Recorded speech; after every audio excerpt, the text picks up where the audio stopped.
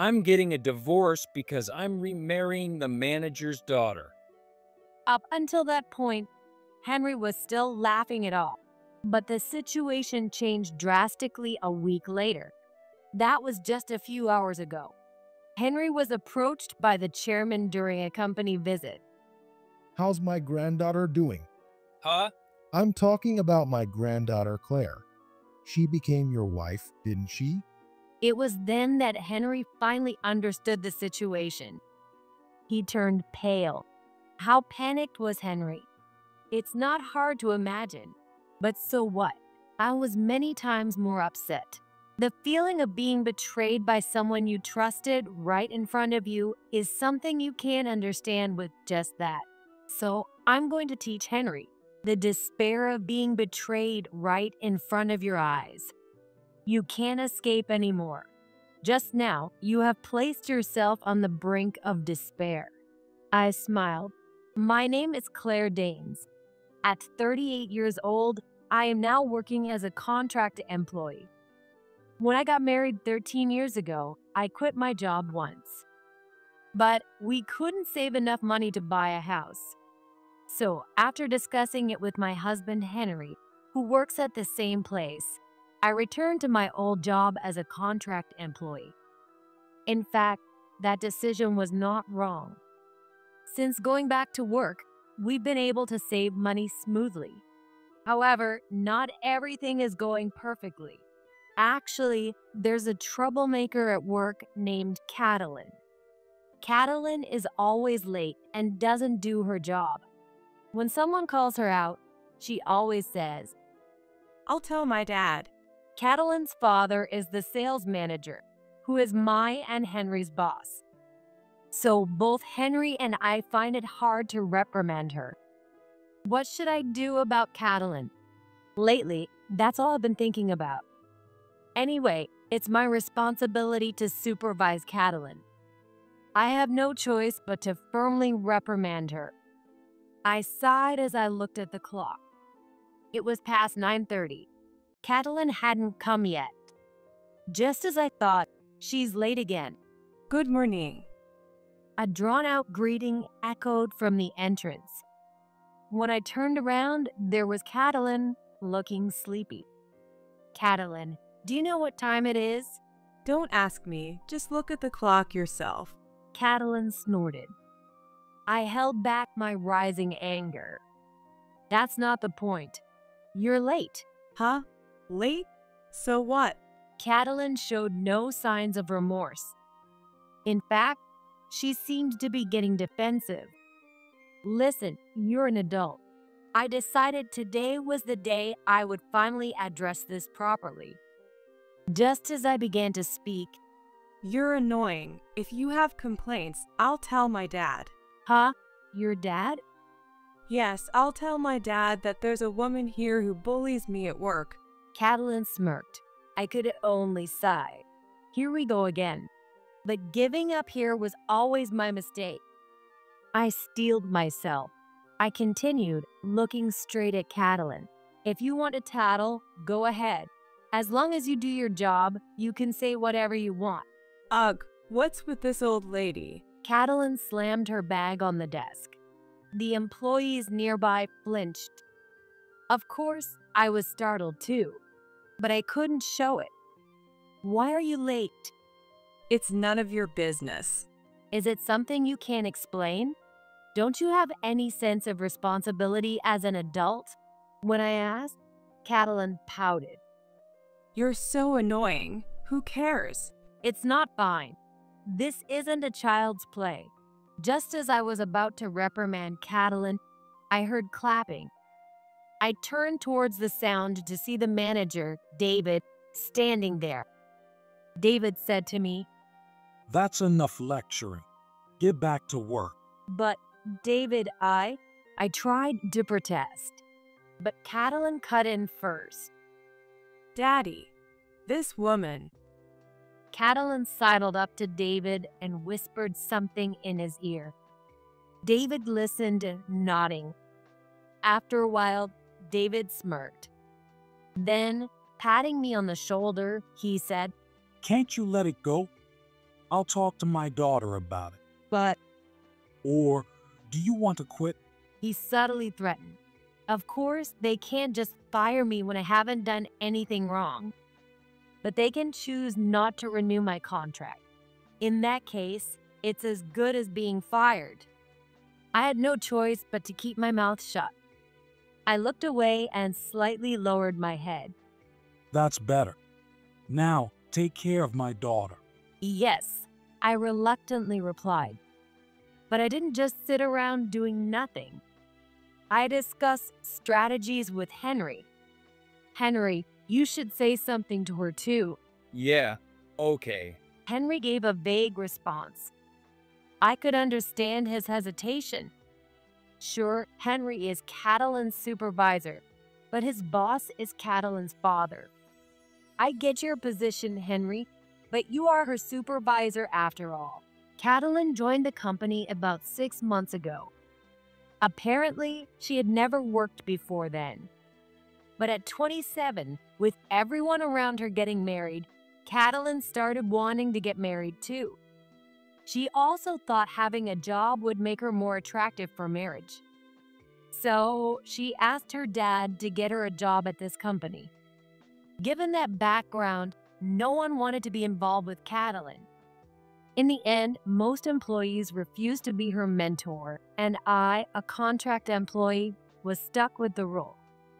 Basically, I was given the role of mentor without any real authority. So I thought Henry, her supervisor, would be able to address her behavior. But David doesn't think highly of us. Really? Yeah. Don't you remember when we got married, Claire? When Henry said that, I recalled something. It was right after our marriage was decided. We went straight to inform our boss, David, who was then just a section chief. Even then, David wasn't pleased. Later, I found out he was against our marriage. He particularly disliked the idea of an office romance. Are they not serious about their jobs? Are they just here to date? That's what he seemed to think. But it couldn't be helped. I was drawn to Henry's reliability at work. One of the most noteworthy incidents was when Henry covered for a big mistake I made. That day, I received a call from a client saying the ordered products hadn't arrived. Panicking, I checked and found an input error in the order management sheet. And the person responsible for the input was me. The mistake was so big, my mind went blank. At that moment, Henry was the first to act. He quickly checked the inventory and delivered the missing items. Thanks to him, the issue was resolved. I thanked Henry tearfully. Thank you so much. You saved me. Everyone makes mistakes. What matters is how you fix them. Since Henry was my senior colleague, it might have been natural for him to handle it that way. But to me, Henry seemed very dependable. That's why I confessed to him and we started dating. So, marrying Henry, whom I met at work, felt inevitable to me. It doesn't matter what David thinks. But David still seems to hold a grudge. We got married 13 years ago. It's such an old issue. Old or not, David doesn't think highly of us. But Anyway, that's why I don't want to provoke him too much. Henry was indirectly telling me to overlook Catalan's behavior. Reluctantly, I decided to put up with it. I had so much to say. But if the manager started targeting us, it would be the end. Even if I managed, it would be terrible for Henry if he couldn't stay at the company. Just a little longer. Just endure it a bit more. A little longer. Why? Well, we're almost done saving for the house, and I might get a promotion soon. A promotion? When I asked, Henry started talking excitedly. A while ago, Henry secured a big contract. The president praised Henry for it. Other executives also praised him unanimously, so he might get promoted soon. Henry told me this story. Is that true? Yeah, the executive VP said so, so it must be true, unless the manager opposes it. So that's why he doesn't want to upset the manager. Now I understood why he told me to overlook Catalan. If I get promoted, my salary will increase. Then, Claire, you can quit your job too, right? Well, I guess. Indeed, we've been saving up smoothly for the house. Even if I quit now, we'd manage. And if Henry gets promoted, our income would be even more secure. I always planned to quit once we saved enough for the house. Maybe it's the right time. I slowly nodded. Okay, if you get promoted, I'll quit the company. Are you sure? Yes, we have enough for the house, and it's a good opportunity. I decided to endure a bit longer, as Henry suggested. And once Henry's promotion is confirmed, I'll quit the company. I finally made up my mind. After that, I felt much more relaxed. I didn't care if Catalan was late or slacking off, but I was still technically her supervisor. So I kept giving her basic warnings. I told you not to be late, didn't I? Huh? Another nagging? You're so persistent, old lady. Catalan's words annoyed me, but I responded with a forced smile. It's not nagging, it's a reminder. You're an adult, so act like one. Yeah. Catalan gave a half-hearted reply. In the past, I would have raised my voice at this point. But now that I've decided to quit, it didn't bother me anymore. Besides, I heard a rumor that Catalan might quit to get married soon. In other words, I would be gone from Catalan's life, and Catalan would be gone from Henry's life. It's a win-win situation for everyone involved. So, no matter how Catalan reacted, I didn't care anymore. A few weeks later, Henry's promotion to deputy manager was announced. I don't know exactly what a deputy manager does in general, but in our company, it's the position right below the manager. In other words, Henry was promoted from section chief to deputy manager. It happened just as Henry had said, and I was delighted. Congratulations, Henry. Thank you, Claire. It's all thanks to your support over the past 13 years. No, it's because of your hard work, Henry. We had this conversation last night while toasting with a slightly expensive wine. With that feeling still lingering, I decided to submit my resignation to the company. I had already talked to Henry about it. So, I visited the manager's office first thing in the morning. Once I submit my resignation to the manager, I'll be free from Catalan. I'll start dreaming about our new home. With these thoughts, I knocked on the manager's office door. The manager responded from inside. "Excuse me, do you have a moment?" I said as I entered the manager's office. David was checking his email. He glanced up briefly when he heard my voice, then quickly looked back down. What is it? What do you want this early in the morning? Sorry to bother you, but I have something to discuss. Discuss? I'm busy.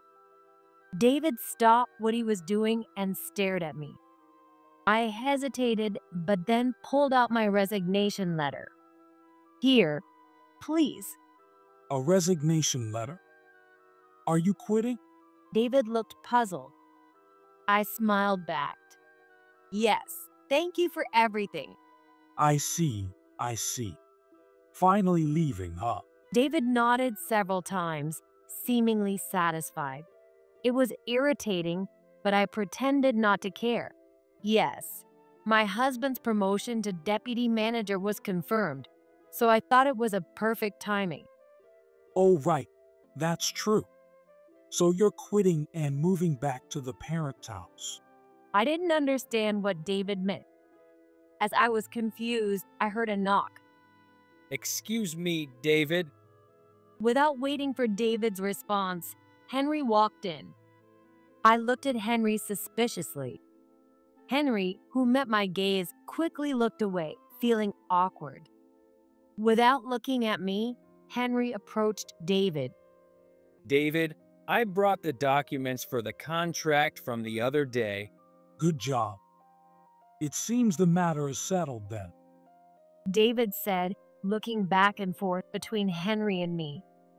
As I tilted my head in confusion, Henry nodded.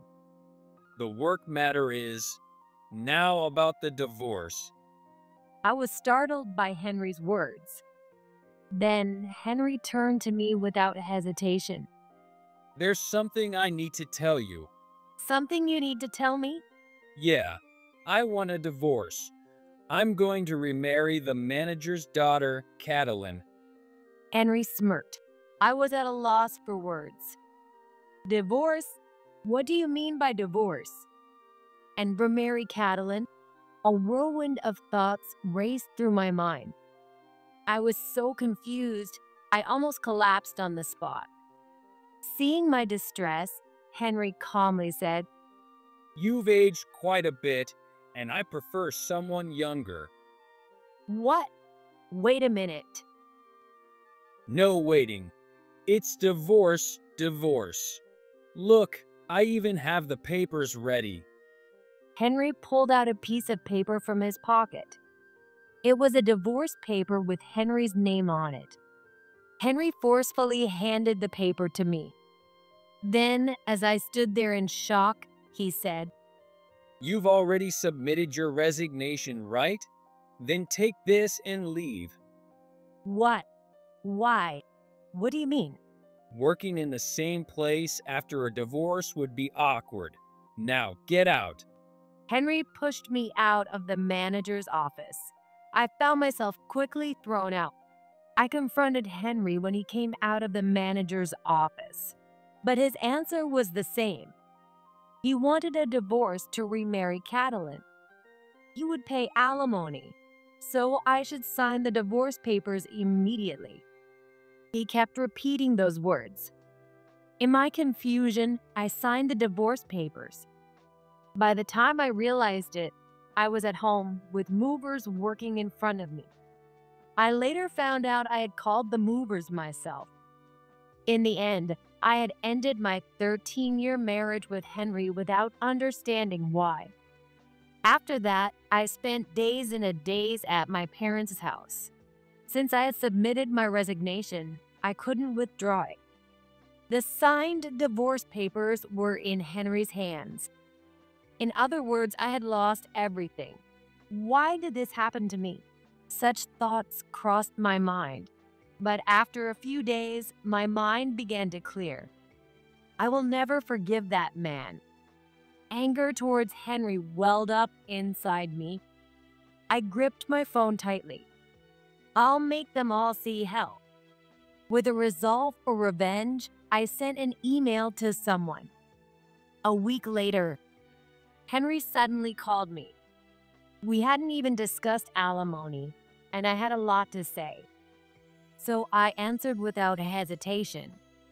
After taking a deep breath, I spoke. Hello, Henry. Aren't you at work? I glanced at the clock. It was just past 1 p.m. Something felt a bit official, and then Henry, sounding frantic, asked me, Why didn't you tell me? Huh? Tell you what? You're the chairman's granddaughter.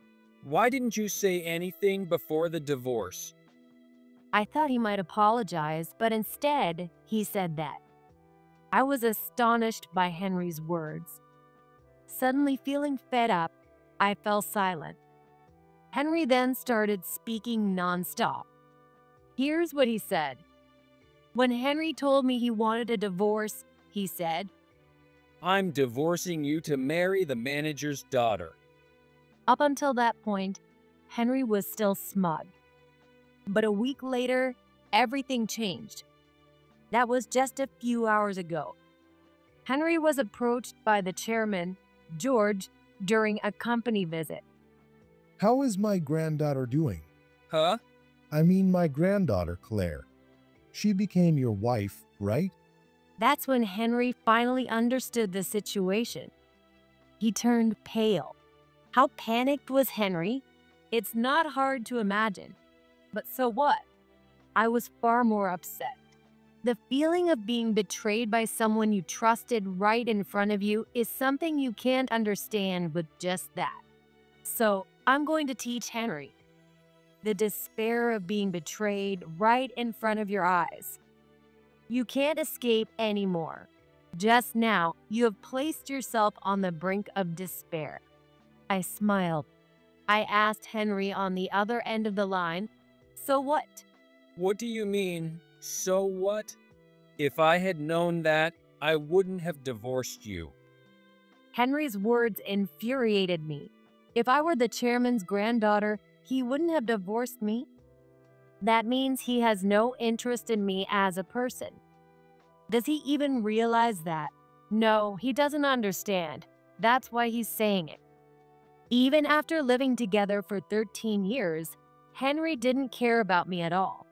It was a bit of a shock, but it also wiped away any guilt I had. I don't need to hold back on my revenge against Henry. Even so, I decided to give him one last chance. "So, why did you marry me?" Depending on his answer, I thought I might give him an out. But Henry's answer was beyond anything I could have imagined. Because your dad's company is one of our major clients. In other words, he married me to establish a connection with my father. And he apparently fabricated my mistake to save me, and then married me. Henry blurted this out. I was speechless. Never mind that. Just come back. I need you. Huh? You didn't need me when you wanted a divorce. No, that's not it. The situation has changed. Henry started explaining, almost in tears. When the chairman asked about me, Henry didn't know what to say. He couldn't very well say we had just divorced. So, Henry told the chairman, Oh, actually, Claire is at home. At home? Isn't she working here? Yes, she's not working anymore. We're planning to buy a house. he's planning to make the house with the layout I like. So, I'm gathering information about the house design. He also mentioned he was recently promoted. So, he wanted me to be a full-time housewife. Henry lied to the chairman, and the chairman believed him. Then the chairman told Henry, Well, ask her to come to the party to update us on the house progress. Party. There's a networking event for executives at the hotel tomorrow night. I'll be there too, so ask Claire to come. in other words, if I didn't show up at the party, Henry would be suspected. So he contacted me in a panic. Henry pleaded with me through tears. Please, come to the party with me for the chairman. No way. Why not? If you don't come, he will think I lied. Think you lied. You did lie. I wanted to say, but I was too astonished to speak. Meanwhile, Henry's voice grew louder. Please, just help me out here. Huh? Why should I help you? Take Catalin and introduce her as your new wife. I can't do that. Are you mocking me? Henry shouted. That's what you're doing to me, I wanted to say. Anyway, I took a deep breath. Then I answered him clearly. Anyway, we are divorced. Just report the truth to the chairman. I'm asking because I can't do that. I'll remain here until you agree. Here, where? I ended up asking in a halting manner. But Henry answered seriously. Yeah, I'm right in front of your parents' house. You must be inside. I rushed to the window. Peeking outside, I saw Henry at the front door. Sure, after the divorce, the only place I could go was my parents' house.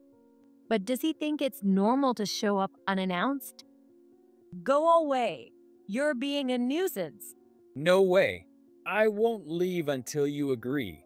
Henry shouted loudly. His voice was so loud I could hear it directly. This would disturb the neighbors. I had to avoid that. Just go away, or I'll call the police, The police? Go ahead and call them if you can. Henry retorted. Annoyed, I hung up the phone immediately. A divorced woman won't keep listening to you forever. I called the police right away. Within minutes, I heard the sirens of a police car. Looking outside, I saw Henry running away, startled by the sirens. Even after Henry fled, my phone kept ringing nonstop. It was always Henry calling. Of course, I had nothing more to say to him, so I didn't answer. But what about the party? That still concerned me. Given Henry's position, not attending was not an option. But what would happen if Henry went alone? The outcome was obvious. Well, maybe I should go watch his disgrace. I laughed and made a special request to my father. Here's what it was.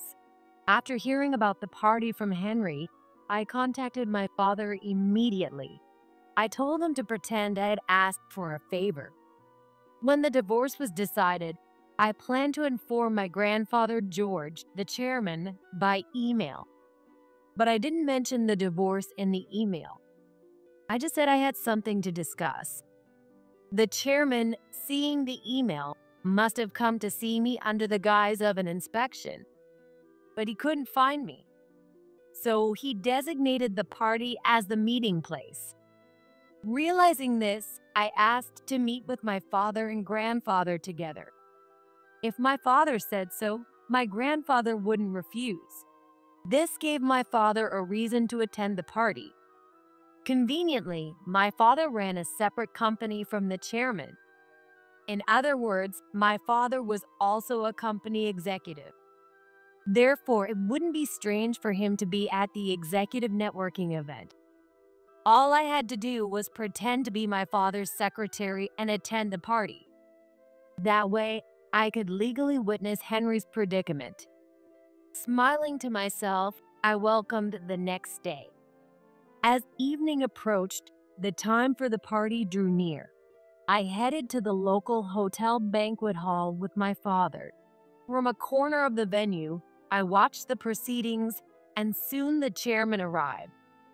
Though he rarely appeared at the company, the chairman was respected by other executives.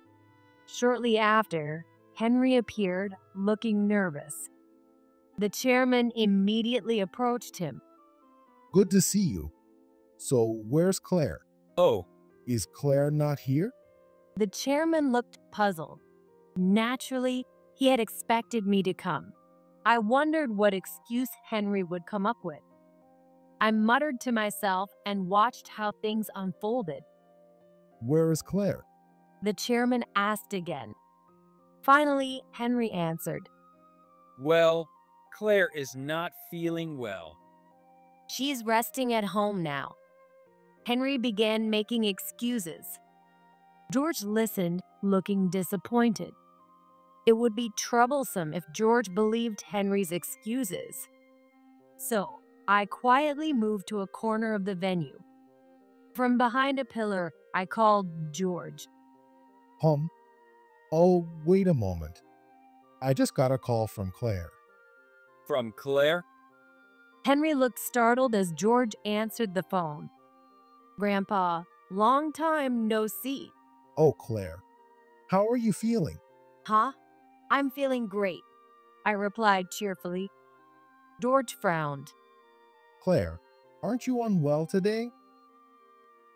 No, I'm fine. Who said I was sick?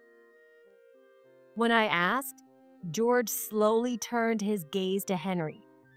He stared at Henry and asked me in a lower voice, I heard it from your husband. Do you mean Henry? Well, he's my ex-husband now. The moment I said that, George's eyes widened. Meanwhile, Henry was in shock. Watching their reactions, I continued, barely suppressing my laughter. Actually, I divorced Henry. He prefers younger women. I see. Despite his calm words, George's face turned red.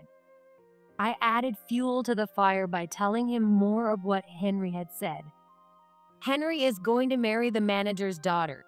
He didn't tell me, but he's aiming for a promotion. What does this mean? When he realized I was the chairman's granddaughter, he said he wouldn't have divorced me if he'd known. Before I could finish, the call abruptly ended. It seemed George was so angry that he accidentally hung up. Still gripping his phone, George yelled at Henry in front of him. What were you thinking? You abandoned my granddaughter. No, it's not like that. Then why did you divorce her? Yikes! Henry immediately dropped to his knees, begging for forgiveness. I found the scene amusing and couldn't help but laugh. Soon, George started loudly berating Henry. Of course, George was the only one shouting. Henry remained on his knees, unable to say anything. He didn't move an inch. I watched the scene with a smirk. After a while, I had an idea and took a photo of Henry on his knees from a distance. This should teach you a lesson, but don't think I'm done with you yet. I muttered as I checked the time on my phone.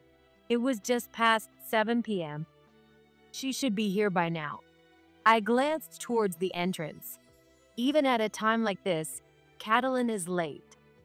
I sighed. Actually, I had invited Catalin to this event. Well, saying I invited her might be misleading. I called Catalin and said, "There's a party at the hotel tonight." A party? So what? It's a local executive networking event. Lots of wealthy people will be there. Really? For real? Her tone changed instantly. Got her, I thought, smirking. Henry will be there too, so why don't you join him? I was essentially egging her on. Catalin took the bait, so she was bound to show up.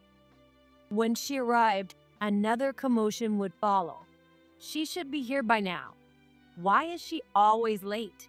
Just as I was tapping my foot, a flashy woman sauntered into the venue. In a brightly colored dress and garish makeup, Catalin stood out in a bad way. As soon as she entered, Catalin headed straight for the chairman, George. She probably knew his face. Ignoring Henry, who was on his knees nearby, Catalin greeted to George. George, thank you for yesterday. And who might you be? Oh, come on. I'm Catalin, the manager David's daughter. We met yesterday during the inspection, remember? Catalin laughed crudely. At that moment, George seemed to piece everything together. That's right. You're David's daughter. By the way, are you married? Yes, my husband is Henry, the deputy manager in the sales department. I thought he already had a wife. When George asked Catalin, she burst out laughing. Oh, you mean that old lady? We got rid of her. Got rid of her? Why? Because she was in the way, and it's better to have a younger wife. Catalin continued, explaining how she had been involved with Henry for a long time. Henry preferred a younger woman, and his ex-wife was annoying at work, always nagging and complaining. So they got rid of her from the workplace too. She's probably sitting alone now, crying because she lost both her husband and her job. Catalin laughed crudely again. I had invited Catalin to cause a scene, hoping to lower her standing and get some revenge. But I hadn't expected her to say so much. This is bad, I thought, and quickly approached Catalin. Just as George was about to shout, I stepped between them. Watch your mouth. George was surprised to see me. Catalin, equally shocked, quickly scowled. What? Why are you here? That doesn't matter. Do you not know the meaning of the word limit? Catalin pouted at my words. Huh? You're nobody to me now. You're no longer my colleague, so don't act high and mighty. I'm not acting high and mighty. I'm just telling you not to insult me openly. Going too far would make things irreversible. I wanted to say so, but Catalin just laughed. What? Are you saying you're hurt at your age? It's no use. This is irreversible. I pointed to Catalin's feet. By the way, do you know what that is? That? Catalin looked down where I pointed. She saw Henry on his knees. Henry? What are you doing? Henry is apologizing to the chairman. To the chairman? For what? For insulting me just like you did. Catalin tilted her head and then snorted. Huh? Why would he apologize to the chairman for insulting you? Because I am the chairman's granddaughter. Huh? Wait, granddaughter? You. Catalin blinked in shock, looking between me and George. George nodded quietly in response to her gaze. Catalin finally realized she was in deep trouble. What? But you never mentioned it. Of course, I wouldn't openly declare it. I didn't want to be judged based on that. But Catalin, who always hid behind her father's power, probably never thought that way. I sighed and tried to reason with Catalin. That's why, if you want to apologize, now's your chance. What? Are you using the chairman's authority to threaten me? Don't be ridiculous. Catalin shoved a nearby table. The sound of expensive plates shattering echoed. Oh no, she's done it now. Catalin didn't seem to realize the consequences of her tantrum. Soon, she started shouting loudly. It's all your fault. If you had just divorced Henry sooner. Catalin pushed me. Finally, the security guards at the venue rushed over. They quickly restrained Catalin and asked George what to do. Call the police. Otherwise, she'll never learn. What? The police? Why? Catalin now turned on George. I stepped in to calm her down. You're an adult. You need to take responsibility like one. What does that even mean? Catalin gritted her teeth in frustration. In the end, Catalin was taken away by the police without apologizing. Later, she was arrested for assault and property damage.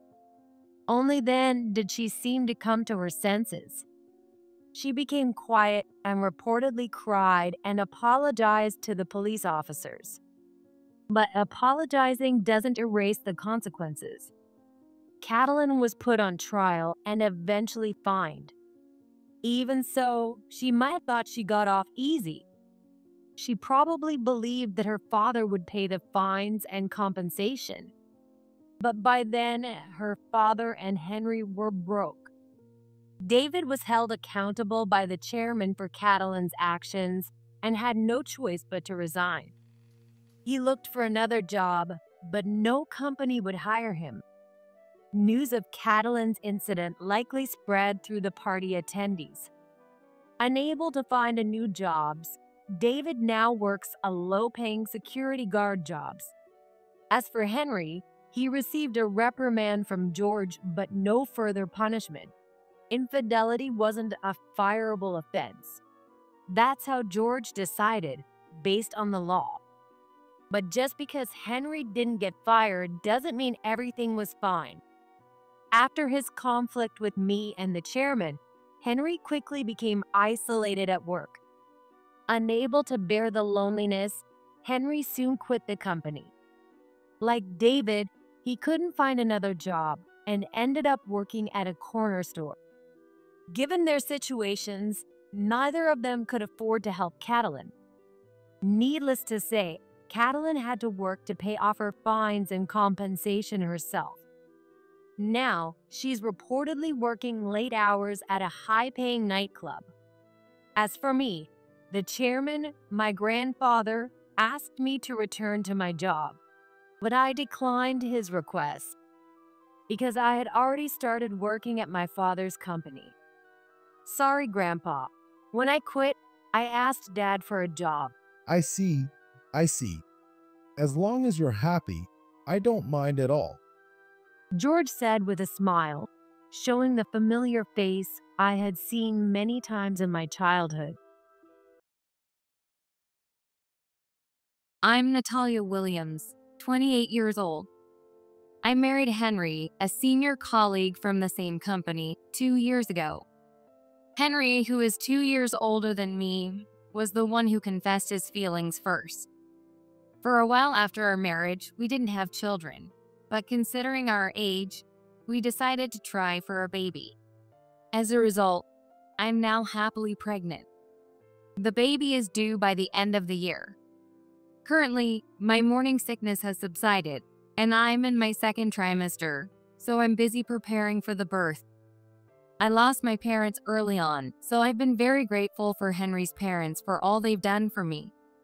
They are eagerly looking forward to the birth of their first grandchild.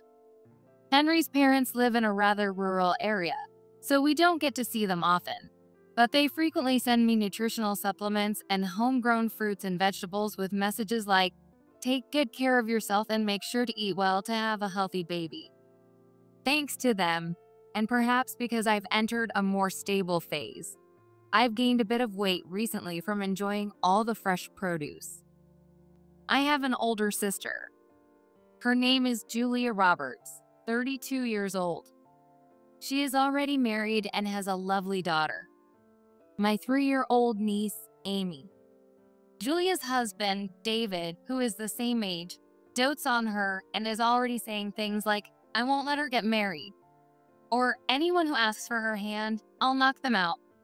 Julia just laughs and says, "You're so silly."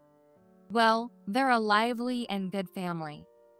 When Julia found out I was pregnant, she became a great mentor, giving me advice. If you have any questions, feel free to ask me anytime. Since Julia has experience, I plan to refer to her for various things. She even has some baby items she no longer uses, which will help with our budget. Whenever I go to the OB/GYN, Julia accompanies me. My doctor is Dr. Bailey, an experienced female doctor. She's kind and someone we can trust. Once, she even gave Henry and me a lecture. First and foremost, the pregnant woman is the center of attention. She must be prioritized above everything else. Oh, I see. Is that so? Henry looked a bit anxious. Of course, I'm not saying the husband should do all the housework. Pregnant women need moderate exercise too. However, she shouldn't lift heavy objects or reach for things in high places. The key is moderate exercise without overexertion. I understand. Henry nodded as Dr. Bailey explained.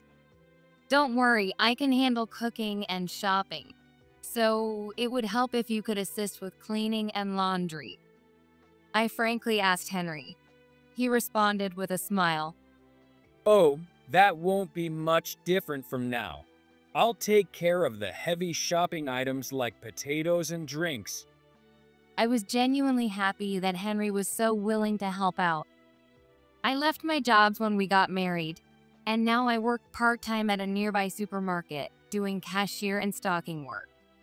I work about 3 times a week for 3 to 4 hours, which isn't too hard on my body.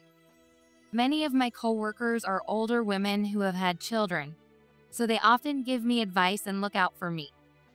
Recently, Henry's job has gotten busier. Since we used to work at the same company, I'm familiar with his job. He's employed in an office job, so there shouldn't be much overtime except during the fiscal year end. We've started a new department, so things have gotten busy. I've been assigned as the leader, working with the younger employees. He said, I'm going to be a dad, so I need to work hard, but I worry he might be overdoing it. Don't push yourself too hard. Don't worry, I make sure to take breaks when I need them. He reassured me. One day, I got a call from my cousin. Natalia, can you help me with something? The cousin who calls me Natalia is Samuel. He's 2 years younger than me and just got married last year. His wife's name is Barbara. They've been dating since high school as they were classmates.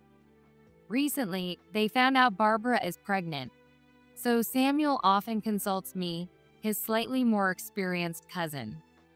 What do you want to ask about? Well, Barbara's morning sickness is really bad.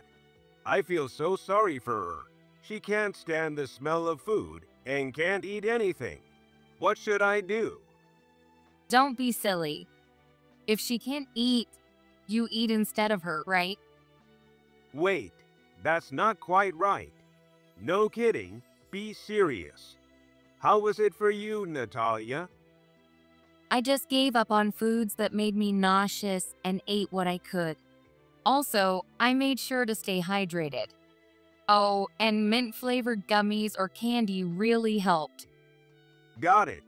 Thanks, Natalia. I'll reach out again if I need more advice. While Julia is my mentor when it comes to childbirth, my cousin Samuel is like an apprentice. Since he lives nearby and runs his own business, he has a flexible schedule, so we've had plenty of opportunities to meet even before he got married. On the other hand, Henry started working more on weekends. He said he wanted to organize all the materials he collected during the week over the weekend. Lately, we haven't been spending much time together, and I felt like Henry's attitude was changing. One evening, I complained about how often he was working on weekends. Can't you manage your work a bit better? You said you'd help with the housework, but I'm doing everything. With my belly growing, even simple tasks like cutting my nails have become difficult. But instead of acknowledging my needs, he just demands more cooperation from me. My work is crucial right now. You could be more supportive, you know? I understand, but I'm struggling too. Look at how big my belly is. I'm working hard for our baby too. Don't just think about your own needs. Besides, What is it? I heard you've been meeting a guy recently. Huh, a guy? Oh, that's just my cousin Samuel. He helps me with shopping when you're not around. Your cousin? Really? You've been seeing him for quite a while, haven't you? Of course, we see each other often. We're relatives. All right, just bear with it for a bit longer. With a bit of tension between us, the due date was approaching. When the contractions started, I headed to the hospital with Julia. Upon arrival, they told us, the cervix is already dilating, so let's go to the delivery room. After birth, you'll go straight to postpartum care. Julia contacted Henry, but he said he was too busy with work to be present for the birth or help with the hospital preparations. So Julia took care of everything. 5 hours after arriving at the hospital, I gave birth to a healthy baby boy. Despite the unimaginable pain that made me cry out, the midwife said it was an easy birth, and seeing my baby's adorable face made it all worth it. That night, Henry came to the hospital. Dr. Bailey was smiling as she spoke. Make sure to praise your wife for her hard work. Why don't you hold the baby too? I was exhausted in bed, but I was imagining Henry's joyful expression. However, Henry didn't smile and remained silent while looking at the baby. Then he muttered, Is this really my child? "What? What is he talking about? That's the first thing you say." I was stunned. Dr. Bailey tried to reassure me by saying, "He'll see how cute the baby is in a while." I gathered myself and followed Dr. Bailey's lead. This is our child. Let's do our best to raise him. But Henry remained expressionless. Then, out of nowhere, he said, Dr. Bailey, I have a request. Please perform a DNA test on this baby. "What?" I was speechless at Henry's words. A DNA test. He really doubts this is his child. This is absurd. Dr. Bailey was also taken aback.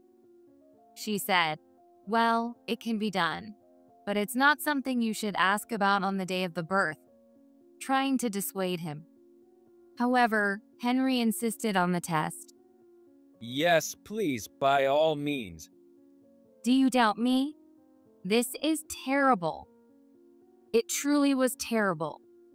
The pain from giving birth seemed to disappear as I shouted. I just want to know the truth. If it's really my child, that will be enough for me. It'll put my mind at ease. Unless you have something to hide? He was implying I had something to hide. It was awful. I'm not asking for gratitude, but asking for a DNA test out of the blue is the worst. Sensing the argument would only escalate, Dr. Bailey reluctantly agreed. All right, let's do the test. I was unhappy, but since I knew this was our child, I agreed to the test. After Henry left the room, I started crying. I thought Henry would be happy, but instead, he doubted me so much that he demanded a DNA test. The test was conducted as Henry requested, and we were to receive the results the following weekend when Henry came to visit. On the day of the report, Henry came to the hospital unusually calm. In the hospital room, Dr. Bailey pulled out the report. I'll get straight to the point. Yes. The result of the test shows that the possibility of Henry being the father is... Dr. Bailey took a deep breath and announced, 0%. This child is not Henry's biological son. What? I was speechless and nearly collapsed. There was no way. I had no idea how this could be possible. But how? My mind went blank. Henry smirked. I knew it. He then declared triumphantly, You tried to pass off a child from an affair as mine. Pointing at me, he said, "We're getting a divorce. This is all your fault. I'm going to demand a hefty compensation, so be prepared." He left the hospital room with those final words. I was left in complete shock. I consulted Julia and Samuel. Julia listened quietly and then spoke with determination. You've been falsely accused. This is no joke. We need to make sure he gets what's coming to him. Samuel, for some reason, had a confident grin. That's right. I'm all set on my end. So you can relax, Natalia. How can she relax with this situation? Julia snapped. Oh, right. Sorry. Samuel responded cheerfully. I couldn't tell if they were serious or just enjoying my misfortune. Later, I received a call from Henry. I've decided to get a divorce. My parents agree. As the victim, I'm demanding compensation. Around $30,000 seems fair. I'll leave it to my lawyer. Is that okay? Sure, whatever. You'll have to pay for the delivery expenses yourself. I won't spend money on someone else's kid. Do whatever you want. I will. I'm the victim here. If you can't pay the compensation, I'll take the house and land. I have that right. Henry remained aggressive. That house and land are my inheritance from my late parents. I don't care. Anyway, I'm busy preparing for the divorce. I'll be in touch. I reported Henry's call to Julia and we planned our next steps. Soon I was discharged from the hospital and Samuel came to pick me up. How are you feeling? I'm much better now, but it's just the beginning. I need to stay strong for my baby. I looked down at the little life swaddled in my arms. Right. We're going to give your husband payback. Double, no, triple. We chatted like this until we got home. My house looked completely different. Henry had taken all his belongings. In the empty room, only the baby items I had prepared were left. There was a note from Henry. It said, "I've left the house. I won't be coming back. It's pointless to look for me at my parents' place because I'm not going back there. Contact me only if necessary." If he wasn't going to his parents' place, I knew where he'd be. Honestly, he's always quick with things like this. I sighed in exasperation. A little later, Henry called. Perfect timing. As soon as I answered, Henry started yelling. What do you think you're doing, sending that to my office? Oh, that? Well, since you wouldn't tell me where you were, I had no choice but to send it to your office. I replied nonchalantly. You've got to be kidding me. My boss demanded an explanation, and I had to talk about our divorce. Now, everyone at work is looking at me weirdly. Just as planned, it seemed things were getting hectic for Henry. That's not my problem. So, did you read it? Make sure you show up at the lawyer's office. Don't you dare run away. Who's running away? You better be prepared. I'm going to fight this all the way. It seemed the certified letter the lawyer sent had arrived at his office. I could imagine Henry panicking. Yes, the net was tightening around him. Then we met at the lawyer's office to discuss the divorce. Henry's parents were there too. Julia and her husband accompanied me. Julia's husband is David. David works in construction and treats me like a little sister. The discussion began. My wife had an affair and tried to pass off the child as mine, using my money to raise it. This is incredibly malicious. So I'm demanding not just alimony, but also the house and land in her name as compensation. This was Henry's main reason and conditions for the divorce. Wow, he was being very bold. I was fully prepared and remained calm. I understand. However, even if the divorce is due to an affair, asset division is still required. And don't assume all your demands will be met. My job is to mediate your differing opinions and make a fair judgment based on the facts. Please understand that. Then, justice is on my side. Trying to pass off someone else's child as mine is like fraud. Maybe I should call the police. His parents also chimed in. Natalia, this is terrible. We were so happy about our first grandchild, and now it's not even Henry's child. This is heartbreaking. The most pitiful one here is the child. Please at least make sure to take care of the baby properly. No matter what the lawyer says, what you did is unforgivable. I'm completely innocent and the victim here. How much you regret and apologize to me matters. So do you feel any remorse or willingness to apologize? Henry seemed convinced of his victory. Well, it's time. No, the one who needs to reflect and apologize is you, Henry. What? What are you saying? Henry stood up, shocked by my unexpected counterattack. I continued calmly. It's time to face the truth. I know everything. What are you talking about? I know who your lover is, and I'll demand compensation from him too. It was time to reveal my evidence. I actually have someone here I'd like to call in. Who?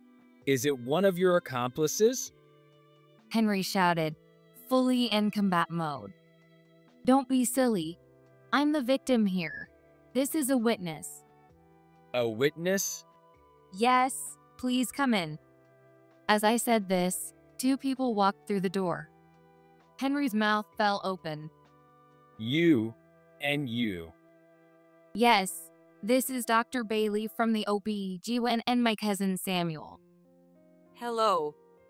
Greeted Dr. Bailey. Samuel introduced himself. Nice to meet you, or rather, I'm Samuel Roberts. Natalia's cousin. This is the guy Natalia was cheating with. Wait, you're her cousin? You two had a child together? Don't be ridiculous. I live nearby, and my wife is pregnant, so I've been asking Natalia for advice. She's like a sister to me. I've never seen her as a woman. Come on, Samuel. Isn't that a bit rude? I'll deal with him later. Can I please speak now? Dr. Bailey interjected with a smile. Sorry, Dr. Bailey, please go ahead. I urged her to explain. Thank you.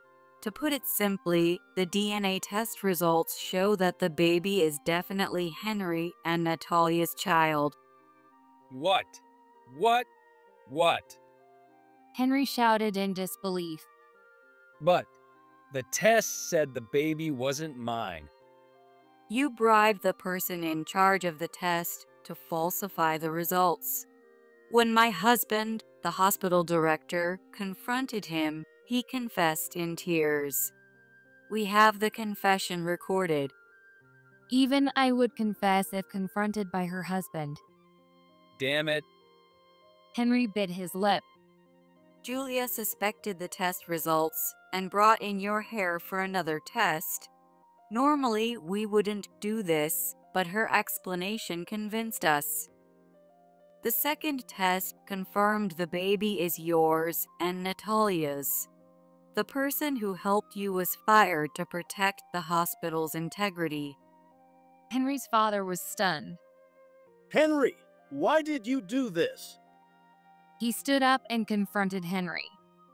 Well, As Henry stammered, Julia answered for him. Because Henry was the one having an affair. What? Henry's parents were left speechless, their mouths hanging open.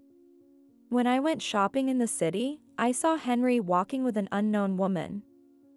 It was a Saturday, and Natalia said he was supposed to be working overtime, so I got suspicious and asked Samuel to investigate. Samuel, prompted by the mention, started boasting proudly. Actually, I worked part-time at a private investigator's office during college, so I'm pretty good at background checks. And guess what? We found a ton of evidence of his affair. Here's a recording of one of their conversations. Julia played the recording from an IC recorder. It captured the voices of Henry and the woman. I'm going to fake a DNA test to make it look like the baby isn't mine. Then I can claim she cheated. There's even someone who fits the bill, her cousin. I've got pictures, and I'll frame it as an affair. That way, I can divorce her and pin all the blame on her. I'll get alimony, and since she had a baby, I can demand the house and land too. I'll be the tragic hero. Then I can be with you without any issues. How's that? I'm a genius, right? More like a villain. You sound like a bad guy from a soap opera. The recording ended with the two laughing. Samuel added, The woman is Laura Linney, a younger colleague from your team at work. Henry's face turned pale. With such clear evidence, there was no room for excuses. Now that the facts are clear, it's my turn. The lawyer said with a smirk, pulling out several documents from an envelope. These are Natalia's demands. She requests a divorce from Henry. She won't press charges regarding the fabricated DNA test, so that's not part of this case. She is demanding alimony from both Henry and his affair partner. Additionally, she requests the division of assets and child support from Henry. Henry's parents were stunned by the unexpected turn of events. Henry was cornered and completely overwhelmed by my and Julia's confrontation. I filled out and signed the divorce papers and had Henry sign his part. The lawyer signed as the witness and promptly filed the divorce. We left the office and celebrated with drinks at a nearby place. And so I divorced Henry. I received a significant amount of alimony and child support in a lump sum. His parents apparently covered the payment. Henry was disowned by his parents. He would be repaying the debt bit by bit. Henry's affair partner, being a colleague, was also found guilty of misconduct during work hours, and both were fired. Left alone after his affair partner ditched him, Henry struggled to find a new job and ended up working part-time at a gas station. Oh, and I named my son Michael. Michael and I live together now. He's still young, so I've taken a break from work to focus on raising him. We can manage for a while with the alimony. Michael is adorable, and I often take photos and videos of him. Samuel edited some and posted them online, and they unexpectedly became quite popular. Thanks to the popularity, we even started making money from the videos. It turned into a good income, so I've decided to save it for Michael's future. And my child rearing has been greatly supported by the people around me. Julia, of course, and the ladies at my part-time job have all helped out. Especially the ladies who shop for me at the supermarket since I can't go out, and deliver the groceries to my home. Actually, the deliveries were often done by the store manager. The ladies had a scheme to set me up with him since he was also divorced. When Michael turned 1, the store manager proposed to me. Despite his position, he was always humble and worked hard, treating both employees and part-timers equally, which I admired. And with his frequent deliveries, we had many opportunities to talk, so my admiration soon turned into affection. I happily accepted his proposal. Michael had met him many times and had grown fond of him. He genuinely cared for Michael, so I felt I could trust him. Although I accepted his proposal, we didn't get married immediately and spent some time preparing. Recently, Michael has started calling him by his name or dad. It feels like I've been given a second chance at happiness. This time, I'm determined to hold on to it and never let go. I made this resolution while watching Michael sleep peacefully. When I opened the front door, I saw women's and children's shoes. As I was taking off my shoes, I heard a playful laughter. We immediately headed to the bathroom. When I opened the door, I saw Michael, Stephanie, and a 2-year-old boy soaking in the tub. "What are you guys doing?" When I asked, Michael looked at me in surprise and twisted his mouth into a grin. "Oh, you're still alive, huh? I'm divorcing you," he declared loudly, and Stephanie, my younger sister, giggled. Long time no see, Yasmin. Sorry, but Michael's mine now. Divorce? You have no idea. My father appeared beside me and spoke to the two of them. He began to reveal one truth after another. "No way." Finally, Michael collapsed and broke down in tears. My name is Yasmin Keller, a 28-year-old housewife. My husband Michael, who is a year older than me, and I have been together since college. Luckily, Michael's parents, who live a bit farther away, adore me, and we get along well. This year marks our 4th year of marriage. We finally received our long-awaited blessing of a baby. Michael and his parents were overjoyed. When I called my own parents, they were thrilled too. Congratulations. You're going to be a mom now. Thank you, Mom. I had terrible morning sickness, so you might have it bad too. Yeah, but I can handle it for the baby. Hey, hold on. Your dad is fidgeting next to me. I'll pass the phone to him. Congratulations, Yasmin. Thank you, Dad. It's your first grandchild.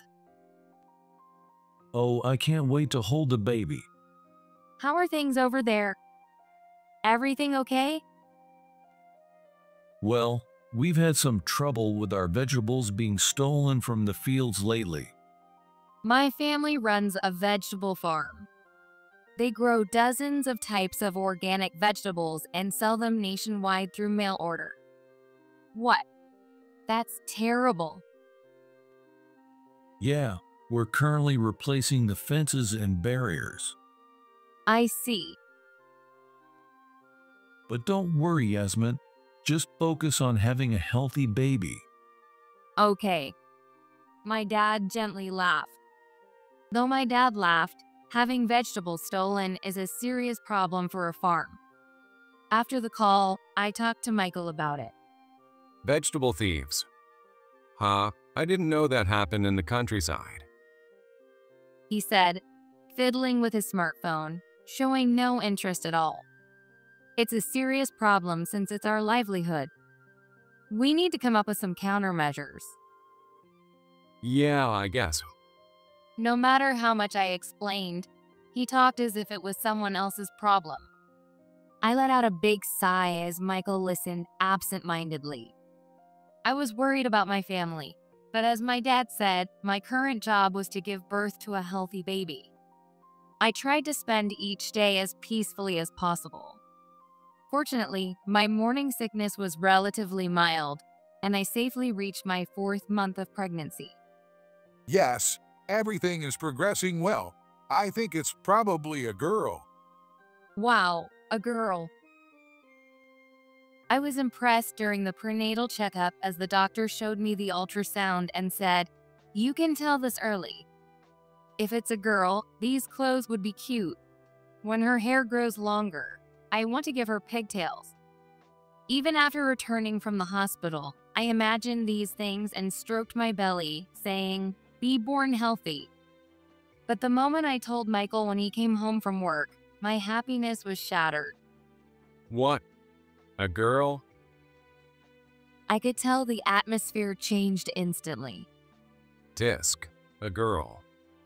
My parents were so happy thinking it'd be a boy to carry on the family name. Well, but even if it's a girl, she's still our precious child, right? Yeah, but I'm disappointed. He sighed heavily and muttered, "Oh well." When we found out I was pregnant, Michael was overjoyed and had been helping with housework and shopping, being very considerate. But from that day on, his attitude changed drastically. His disappointment turned into anger, and he began to treat me harshly. "Hey, could you help with the housework a bit more?" What? I'm tired from work too. Yasmin, you're at home all day. You should have plenty of time to do it slowly. My belly is getting bigger, and it's hard to clean the bathroom. If it's that hard, why don't you just get an abortion? I was shocked by Michael's twisted smile as he said that. Why would you say something like that? Because if it's a girl, she might end up running off with a man like your sister did. What does that mean? My clenched fist trembled. I have a sister named Stephanie who is 2 years younger than me. Stephanie had an affair with a married man when she was in college and ran away with him. She is still missing to this day. If our daughter did something like that, I'd demand all the money we spent raising her back. After all, she ended up dropping out of college, right? Being insulted about my family, I felt a strong sense of disgust towards Michael for the first time. Just when I was beginning to regret marrying him, I received a message from a high school friend. "Hey, isn't this girl your sister?" When I saw the photos sent to my smartphone, I was shocked and my eyes widened. Sure enough, the girl in the photo was my sister, Stephanie. But what surprised me more was that the person walking arm in arm with her, taken from behind, was Michael. My high school friend knew Stephanie was missing but didn't know about Michael, whom I met in college. That's why she sent it to me without realizing anything. Despite my turmoil, I hired a detective to thoroughly investigate Michael and Stephanie. Trying to find some evidence, I searched through Michael's bag while he was taking a shower. I see. So that's how it is. What I found was a completed divorce paper with his signature. Though my body trembled with anger, I took deep breaths to calm myself down, knowing I couldn't let it affect the baby inside me. Everything will be after the baby is born. I decided to get divorced after giving birth and took the divorce papers out of Michael's bag before closing it.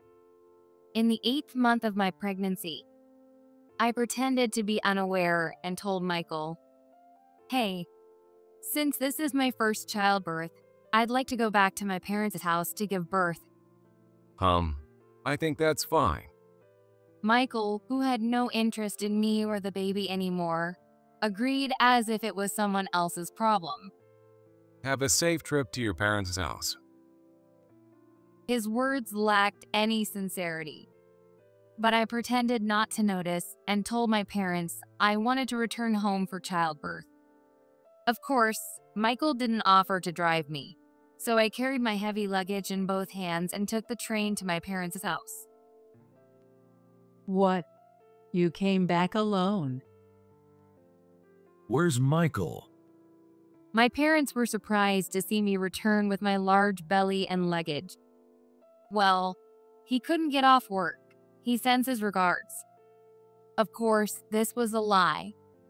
When I left home, he was lying on the sofa playing with his smartphone and just waved without even looking at me. I hadn't told my parents about my plan to divorce yet. I didn't want to be mentally and physically exhausted by the divorce mess before giving birth. So I planned to keep it a secret until after the baby was born. Sorry for coming back at such a tough time with the vegetable thieves. What are you saying? We're happy to have you. Yes, just make sure to give birth to a healthy baby girl. My mother's words deepened the smile on my face. That's right. Neither my parents nor Michael's parents were disappointed to learn the baby would be a girl. The only one who was disappointed was Michael. That man, unfit to be a father, was the only one. Yasmin, look at this. My father showed me his phone screen with a delighted expression. It showed images of the farm and its surroundings, including the front entrance. What is this? I'm planning to catch the vegetable thieves by installing security cameras. That's great. I hope you catch the culprit. Yes, I'll hand them over to the police. While I was home, my father checked the footage daily. Seeing that, I thought, maybe I should have installed cameras at home too? But then I realized the detective had gathered enough evidence and there was no need to watch unpleasant footage. Despite several days passing since I returned, there was no contact from Michael. Although he read my messages, he never replied. My comfortable days at my parents' house flew by, and I safely gave birth to my baby. On the day of the birth, Michael's parents also came, and I was able to give birth with peace of mind. Yasmin, thank you so much for giving birth to a healthy baby. What a cute child. Thank you, Peter, Michelle. Thank you for coming all this way. Oh, it's nothing. It's for our lovely daughter-in-law and grandchild. Yasmin, you must be tired. Take some time to rest your body. Yes, thank you. But what is Michael doing at such an important time? He has a lot of work. I told him not to push himself to come. I don't want him to get sick. I see. If that's the case. Please don't say anything to Michael. I don't want him to feel guilty. I said that to prevent his parents from contacting him. If they did, it would ruin my plans. A month after giving birth, it was time for the blessing ceremony for the baby. Michael's parents also came to celebrate and were happy to see the baby growing healthily. But of course, Michael did not come that day either. Both my parents and Michael's parents seemed to think it was strange. They kept glancing at me, waiting for the right moment to ask. I have something to tell you. When I said that, all four of them looked relieved and nodded. After returning home, I laid the baby in the crib and took a deep breath before speaking to my parents and Michael's parents. First, please look at this. We sat around the table in the living room, and I placed the photos and investigation results from the detective in front of them. No way is this Michael cheating? It can't be. What? Isn't this Stephanie? No, it can't be. How could they? They each exclaimed in shock, turning pale. Stephanie? Peter, who didn't know my sister's face, asked, and I told him she was my sister. Didn't you say your sister was missing? Yes. I don't know the details, but Michael and Stephanie met in college. So they knew who each other was. They've been deceiving me for years. I showed them another photo. It showed Michael and Stephanie with a 2-year-old boy. Michael was holding the boy, and Stephanie had her arm around Michael. If you didn't know the situation, it would look like a happy family photo. I wanted to have a peaceful time until the baby was born, so I kept quiet until now. I apologized.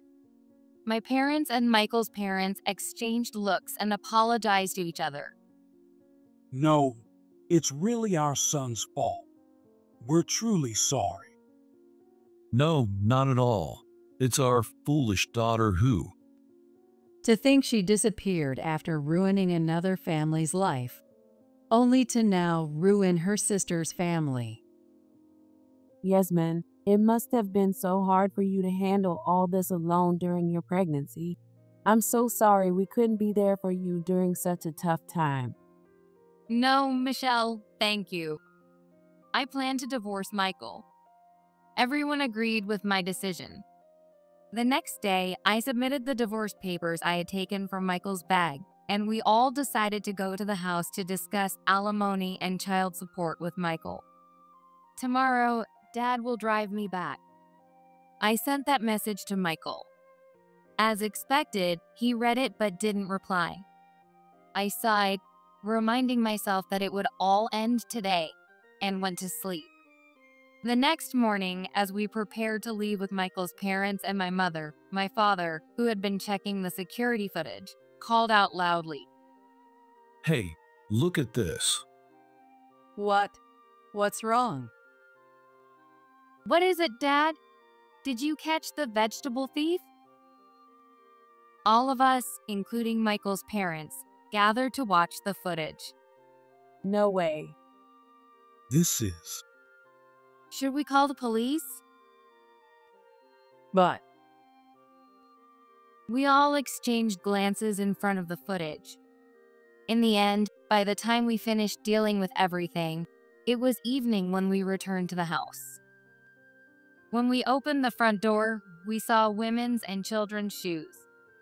Oh, well, we don't need to bother calling Stephanie out, I said, looking at my parents, who were furious. Of course, they would be. As I took off my shoes, I heard playful laughter. We silently headed towards the bathroom. When I opened the door, there was Michael, Stephanie, and a 2-year-old boy in the bathtub. What are you doing? Michael looked at me in surprise, but then twisted his mouth into a smile. Oh, you're still alive, huh? I'm divorcing you. He declared loudly, and Stephanie giggled. Long time no see, Yasmin. Sorry, but Michael's mine now. Divorce? You have no idea. My father appeared beside me and spoke to the two of them.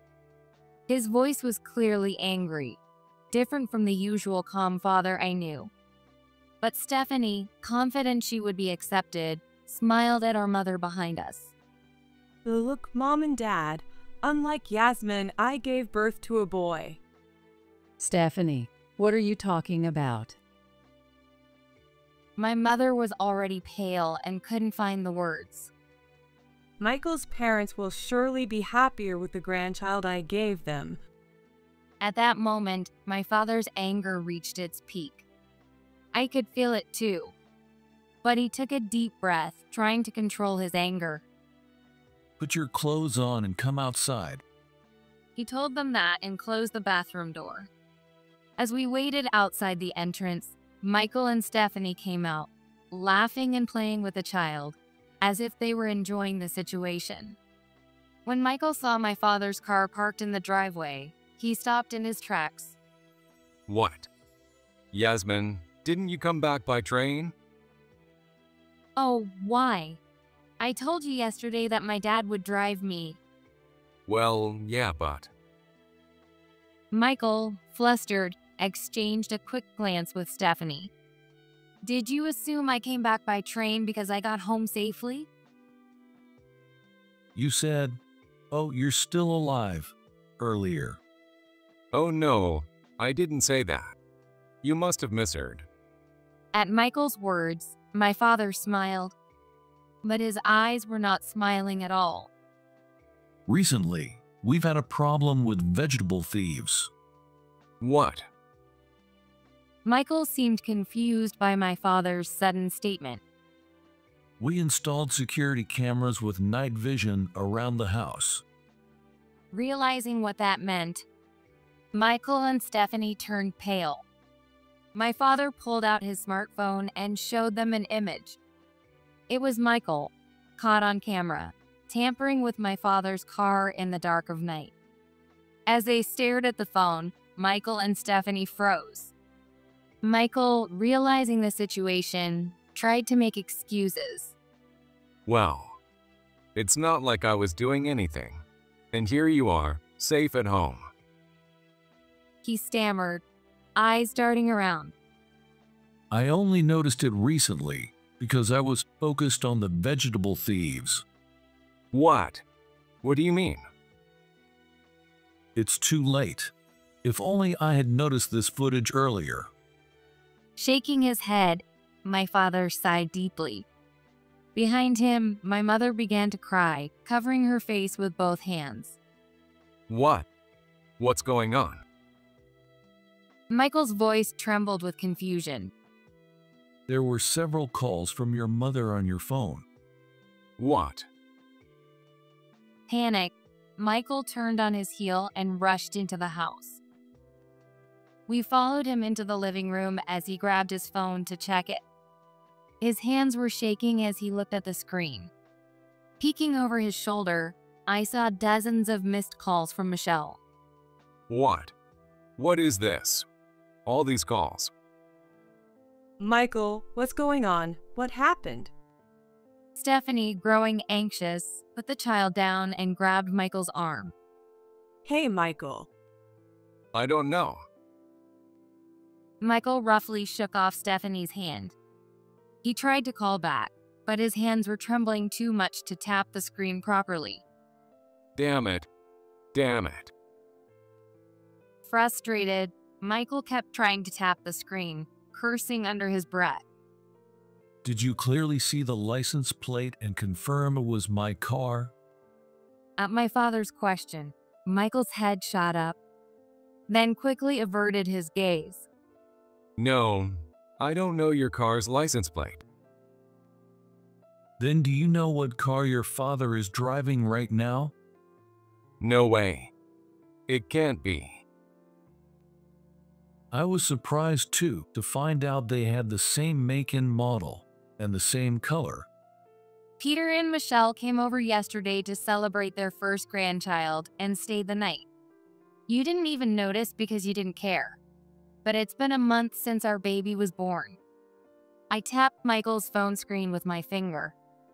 Pale, Michael put the phone to his ear with a trembling hand. Michael, what have you been doing? I called you so many times. So many times. On the other end of the line, Michelle's tearful voice was loud. Mom. Before Michelle could explain what happened, Michael was already in tears. That makes sense. He knew better than anyone what had happened. He had tampered with the car late at night. Knowing exactly what he had done and the condition he left the car in. The brakes suddenly failed. No way. I only had minor injuries, but your father. No way. No way. Until the end, he was calling your name.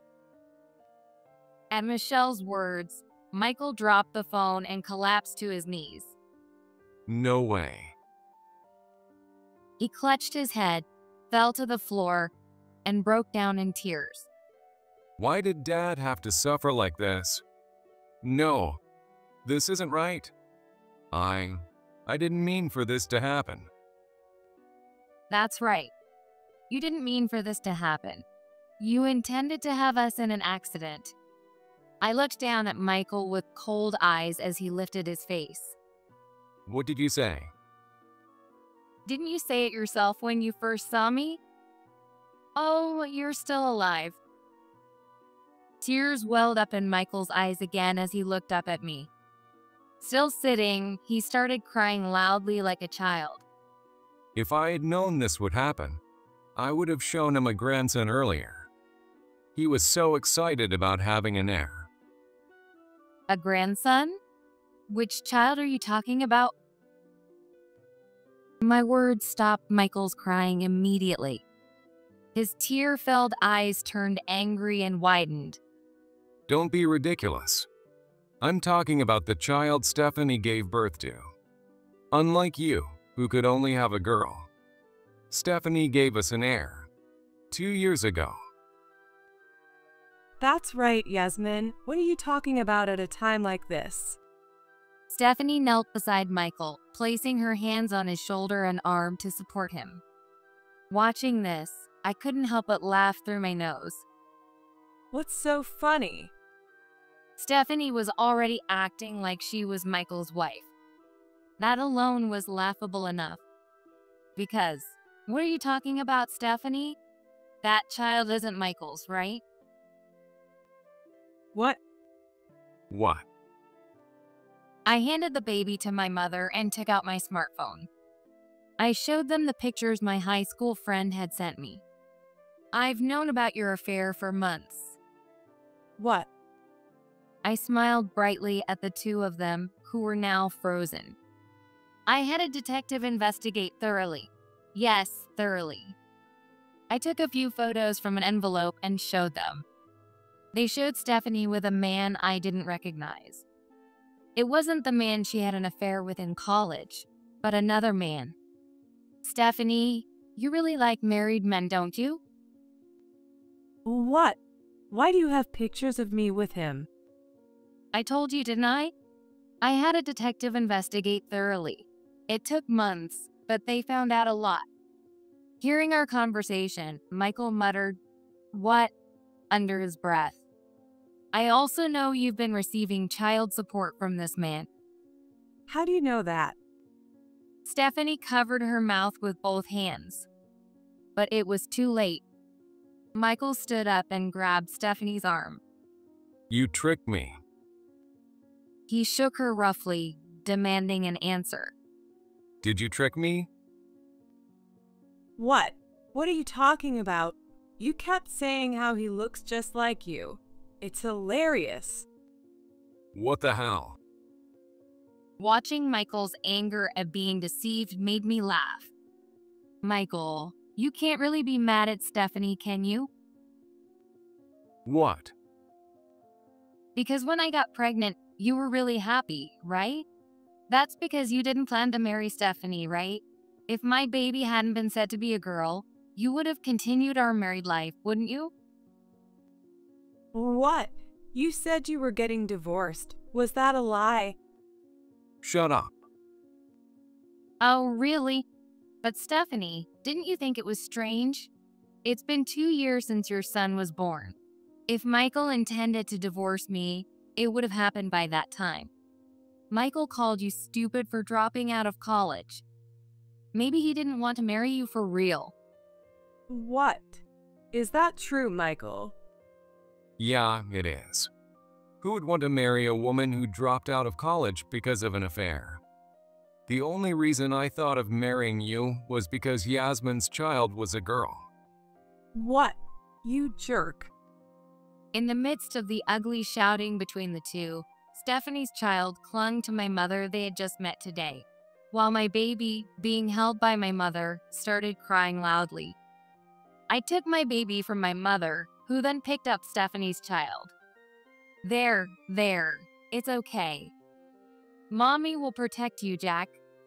Michael's shouting stopped instantly, and he looked nervously at the baby in my arms. Jack, you said? Yes, that's right. In reality, I had given birth to a boy. At 4 months, they said it was a girl, but at 6 months, it was clear it was a boy. Why didn't you tell me? Why would I? You treated me differently based on the baby's gender. I didn't want to tell you. I had stopped Michael's parents from contacting him on the day of the birth for this reason. I couldn't let Michael know it was a boy before the divorce papers were filed. If he knew, he would have resisted the divorce, potentially tearing up the papers and prolonging the process. I wanted to avoid such a situation. I looked Michael straight in the eye and replied in a low voice, "Gender doesn't matter. There's no difference in how much I love my baby." Ignoring my words, Michael kept staring at Jack and laughed. Let's start over with this child. He's the true heir of our family. I sighed and said, "Hey, do you even understand what you've done? Besides, we're no longer married. I filed the divorce papers I found in your bag." What? But he's my son, isn't he?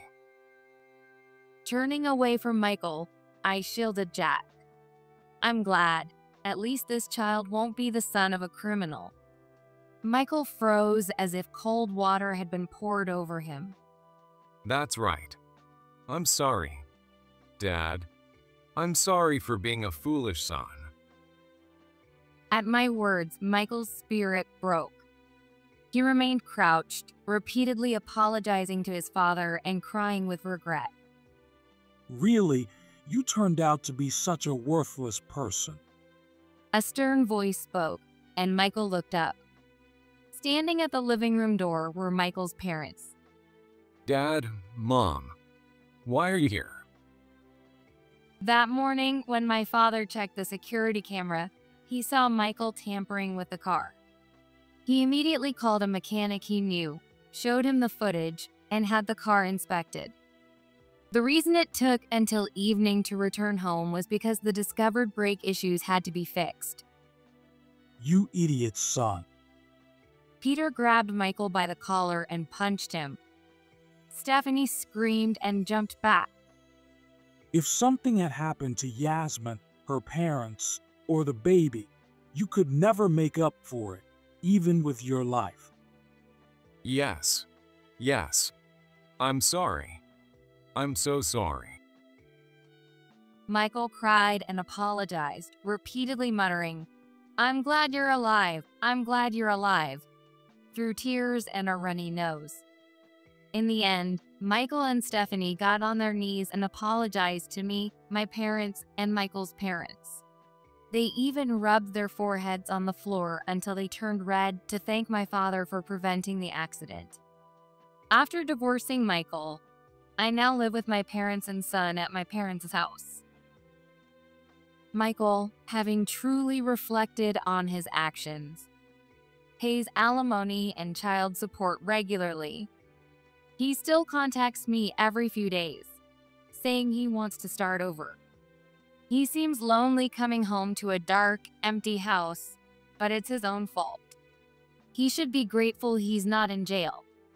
Of course, I have no intention of reconciling, so I keep my responses short and cold. However, it's different with Michael's parents. They often visit with lots of gifts for Jack and shower him with love.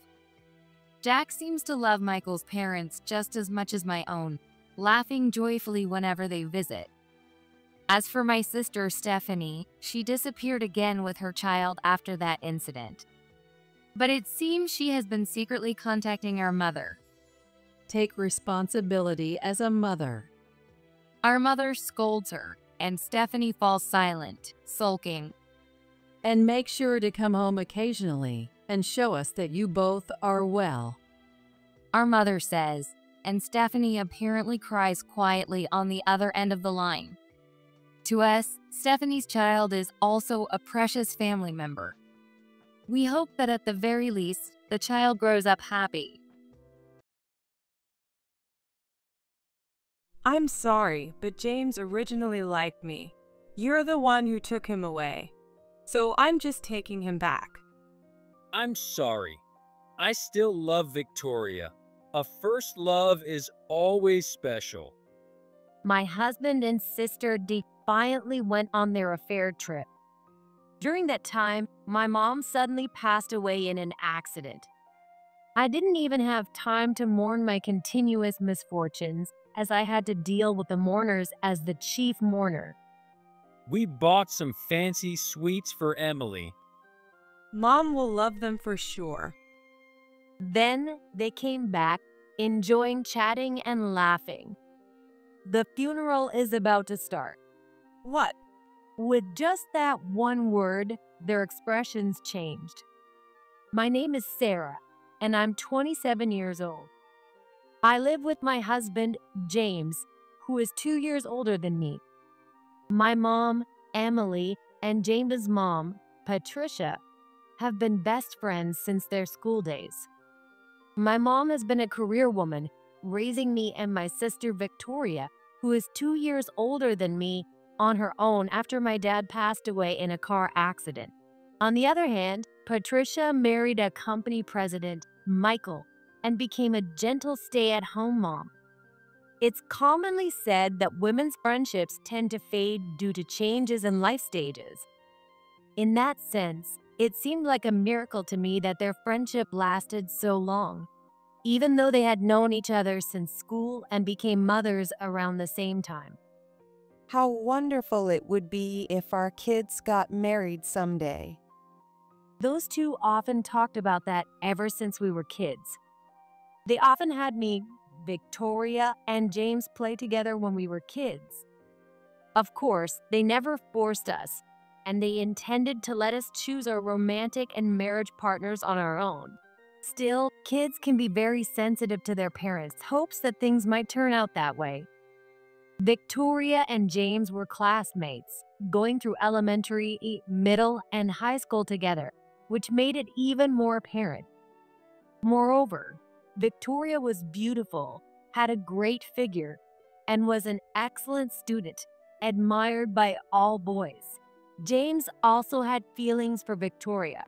I hope James's love will come true. Patricia also supported the two of them. On the other hand, Victoria completely rebelled against their parents' expectations. Besides, James, who wasn't very attractive, wasn't on her radar, and she treated him coldly. Furthermore, Victoria had someone else she liked. Victoria's feelings for that boy eventually bore fruit, while James was rejected and heartbroken. I was the one who comforted James during his slump. The truth is, I had always liked James, who had looked after me since we were little, and I was envious of Victoria. So, to say I didn't feel like I was getting a chance at that moment would be a lie. However, I genuinely wanted to cheer up my childhood friend. Anyway, that incident brought James and me closer together, and eventually, we fell in love and got married. My mom and Patricia cried tears of joy, blessing our marriage. Victoria also genuinely celebrated for us. At least at that time, it seemed that way. For several years after getting married, our married life was very happy. Marrying James, the son of a president and a strong candidate for the next president, made all my friends envy me. Since I had known Patricia since my childhood, there was no trouble with my mother-in-law. Having a cute wife like you, Sarah, makes me want to work harder. James also started working harder and got promoted. I worked in the same company, in a different department, and my abilities were highly appreciated. On the other hand, Victoria didn't seem very happy. She had several boyfriends since then, but none of the relationships worked out, and her last boyfriend broke up with her harshly. Victoria must have been envious of my happiness, especially seeing me with James, who had once admired her. Sarah, you're so lucky. It's unfair that you're the only one who ended up happy. I was such a fool back then, even though I was a high school student. I didn't understand how important family background was at that time. If I could go back, I wouldn't have turned down James, the president's son. What a waste. Victoria often complained to me. Sarah, you must have known everything. You knew that catching James would secure your future. You're really something, aren't you? Whenever Victoria said that, I would reply, "That's not true. Back then, I genuinely liked James. Even so, I thought we were close sisters. But at some point, James started acting noticeably strange. His suspicious behavior made me suspect he was cheating, which made me feel disgusted with myself. I confided in Victoria about James's suspected infidelity." You're just imagining things. James isn't like that. As his childhood friend and classmate, I know him well. Sarah, you should know too. James loves only you. You have nothing to worry about. You need to trust him. Thank you, Victoria. I felt genuinely grateful for Victoria's strong encouragement, but now I feel bitter thinking about it. However, my doubts didn't go away, so I eventually hired a detective to investigate James's infidelity. The results were damning. Moreover, the affair was with an unexpected person. The person was my sister, Victoria. Finding out that I had been betrayed by both of them nearly made me collapse in shock. I immediately confronted them. At first, they pretended to be innocent, but when I presented the evidence, they quickly admitted to their affair. To make matters worse, James had promised to divorce me and marry Victoria. Victoria, why? You blessed our marriage. How could you do something like this? Taking your sister's husband, why would you do this? I protested tearfully to her, and instead of looking apologetic, she sniffed. I'm sorry, but James originally liked me. You're the one who took him away. So I'm just taking him back. He was mine to begin with. Actually, it was thanks to me that you were able to be with James and be happy. You should be grateful, not resentful. It's time for you to return that happiness to me.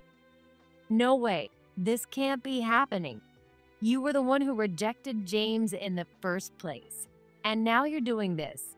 James, how could you go after my sister Victoria? What were you thinking? I'm sorry, Sarah. I still love Victoria. It's true that I loved you too. But when Victoria approached me, I couldn't resist. I thought my long-held love was coming true. For a man, a first love is special. Women might not understand that since it's said they overwrite their feelings. I don't get it. I could never understand that. See? In the end, James has always loved me. You were just a second choice because you're my sister. You misunderstood, thinking you won his heart after he was heartbroken. I couldn't understand why. As the one betrayed by both James and Victoria, I had to hear such things. With great effort, I managed to say, "What do you think our mom and James's parents would say if they heard this?" Then they started laughing. It'll be fine. Our moms always wanted their kids to marry each other. So whether it's you or me marrying James, it doesn't matter. Our moms supported me and James from the start. Yeah, plus Victoria is prettier and smarter, making her more suitable as the president's wife. Our moms will be thrilled. What are you talking about? There was no way our moms would be happy about Victoria and James getting together now. But these two were too caught up in their own excitement to hear anything I said. Victoria was always smart and did well in school. Can having an affair really lower people's common sense? I thought it was pointless to say anything more. Goodbye, Sarah. We've planned a trip to Spain starting tomorrow. Yeah, I'm staying at Victoria's place tonight. We'll start talking about our divorce when I get back. With that, they left and didn't return. I cried all night. Moreover, misfortune seemed to come in waves. While I was agonizing over how to tell our moms about everything, my mom was seriously injured in a sudden car accident. I desperately tried to contact Victoria and James, but neither of them answered. They were probably blocking my calls to avoid being disturbed. You don't need to call those two. Patricia, who knew everything, tearfully stopped me, and I could only pray that my mom would recover. But my prayers went unanswered, and my mom passed away, joining my dad with me by her side. She was gone. I was more in shock than sadness, just completely numb. But there was no time to wallow in grief. With Victoria absent, I had to handle her funeral as the chief mourner. Perhaps it was for the best that Victoria wasn't there. I wouldn't let Victoria, of all people, be the one to see my mom off. I still tried to contact Victoria and James, but there was no response from them. I gave up trying to reach them and prioritized dealing with the funeral home and the attendees of the funeral. Naturally, Victoria and James were not present at the wake. Instead, James's parents, Michael and Patricia, were there, and Patricia cried the entire time. She kept apologizing to my mom and me through her tears. I'm so sorry. I'm so sorry, making you go through such double hardship, Sarah. I could only shake my head, holding back my tears. Many of my mom's colleagues from her company also came to the wake. As a career woman, my mom was well liked and respected by many people at her company. Everyone was deeply saddened by her death. Just before the funeral, while I was dealing with the mourners as the chief mourner, Victoria and James finally returned and showed up at my parents' house. Oh, Sarah, you're back at home too. We're back. Spain was amazing. We bought some fancy sweets for Emily. Mom will love them for sure. We need her and my parents to happily accept our remarriage. Their flashy clothes and carefree smiles, clearly showing they had just returned from a trip, irritated me deeply. What's wrong? You look really pale, Sarah. Well, I guess that's understandable.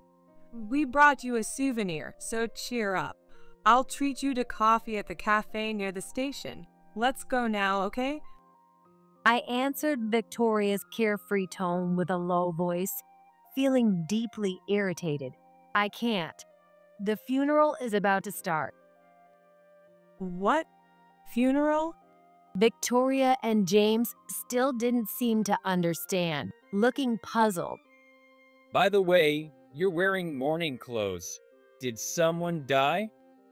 Could it be someone we know? It's Mom. What? The person who died is our mom. At those words, Victoria and James turned pale and dropped their souvenirs. No way, you're kidding, right? Mom was so healthy just the other day. Yeah, how could she be dead? It was a sudden car accident. I was with her at the end. The wake is already over. So many people came to cry for her. Is this real? Why didn't you tell me? Even if I took James from you, it's terrible not to inform me about Mom's death. Victoria's words made me snap. I tried to tell you. I called both you and James many times, but there was no response at all. That's because We did get a lot of calls, but we thought they were just complaints about the affair. We blocked your number to avoid being bothered by you. How can you say it's understandable? There must have been other ways to get in touch. Why didn't you let us know? I stopped her from doing so. Patricia appeared. Mom, Sure, I could have contacted you myself, but I didn't want you, a couple who betrayed your own sister, to taint Emily's death. Emily also said she didn't want you to come. what? Mom said that? Victoria, you and James told all sorts of lies about me to Mom and Patricia, didn't you? That I was cheating, that I had a spending problem, and that's why we were getting divorced. That you were comforting James, who was suffering because of me, or something. You tried to make them think poorly of me to get them to approve your remarriage. You even claimed that you had always liked James but acted cold on purpose because you knew about my feelings for him. How shameless. Yes, you sent us all sorts of messages. Neither Emily nor I believed any of it. Because Sarah isn't like that at all. In fact, thanks to you, we were able to confirm our suspicions about your relationship. Sarah showed me proof of your infidelity too. Victoria, how could you tell such blatant lies? It was obvious to anyone that you didn't care about James back then. You never stepped aside for Sarah's sake. Someone like that would never have an affair. I couldn't bring myself to tell Mom and Patricia about Victoria and James's affair. That's because I didn't want to hurt them. However, through the messages from Victoria and James, they already knew. Then, before she passed away, Mom called me and revealed that she and Patricia had figured out Victoria and James's affair from Victoria's messages. It's okay. Both Patricia and I know that Victoria is lying. Mom said this with a smile, reassuring me as I denied the content of the messages. Then, on her deathbed, she left a will. I leave all my inheritance to Sarah. Victoria will not get a single cent. No. When I conveyed the will, Victoria cried out. To me, it seemed she was more shocked by this than by Mom's death. Of course, as a mother, I wouldn't leave a cent to a daughter who takes her sister's husband and lies to ruin her reputation. James, this goes for you too. Michael has decided to remove you from the list of candidates for the next president after finding out about your affair. No, this can't be true. Neither Michael nor I can forgive someone who goes after your wife's sister and tries to ruin Sarah's life. We must have raised you wrong. But, Mom, you used to say you hoped Victoria and I would work out. That was when you were high school kids, not even dating. Now you are married to Sarah. It's completely different. How can you not understand that? Anyway, we have Emily's funeral to attend, so we don't have time for this. Wait, we want to attend too. Victoria and James tried to follow me. What? You're not planning to attend the funeral dressed like that, are you? I stared at their outfits. Their flashy shirts were entirely inappropriate for a funeral. Of course we're going to change. Where's the mourning clothes? Though they said this, it was clear they had only just thought about changing because I mentioned it. There's no time. As the chief mourner, I have to go now. And even if you change, I'm not letting you attend. Me neither. As I said before, I don't want a couple who betrayed their family in the worst way to taint Emily's death. This is ridiculous. I'm her real daughter. How can I not attend my own mother's funeral? In fact, I should be the chief mourner. You've been handling everything while we were on our trip. You must be exhausted. The eldest daughter should be the one to do it. I can't just do nothing, so let me be the one to see Mom off.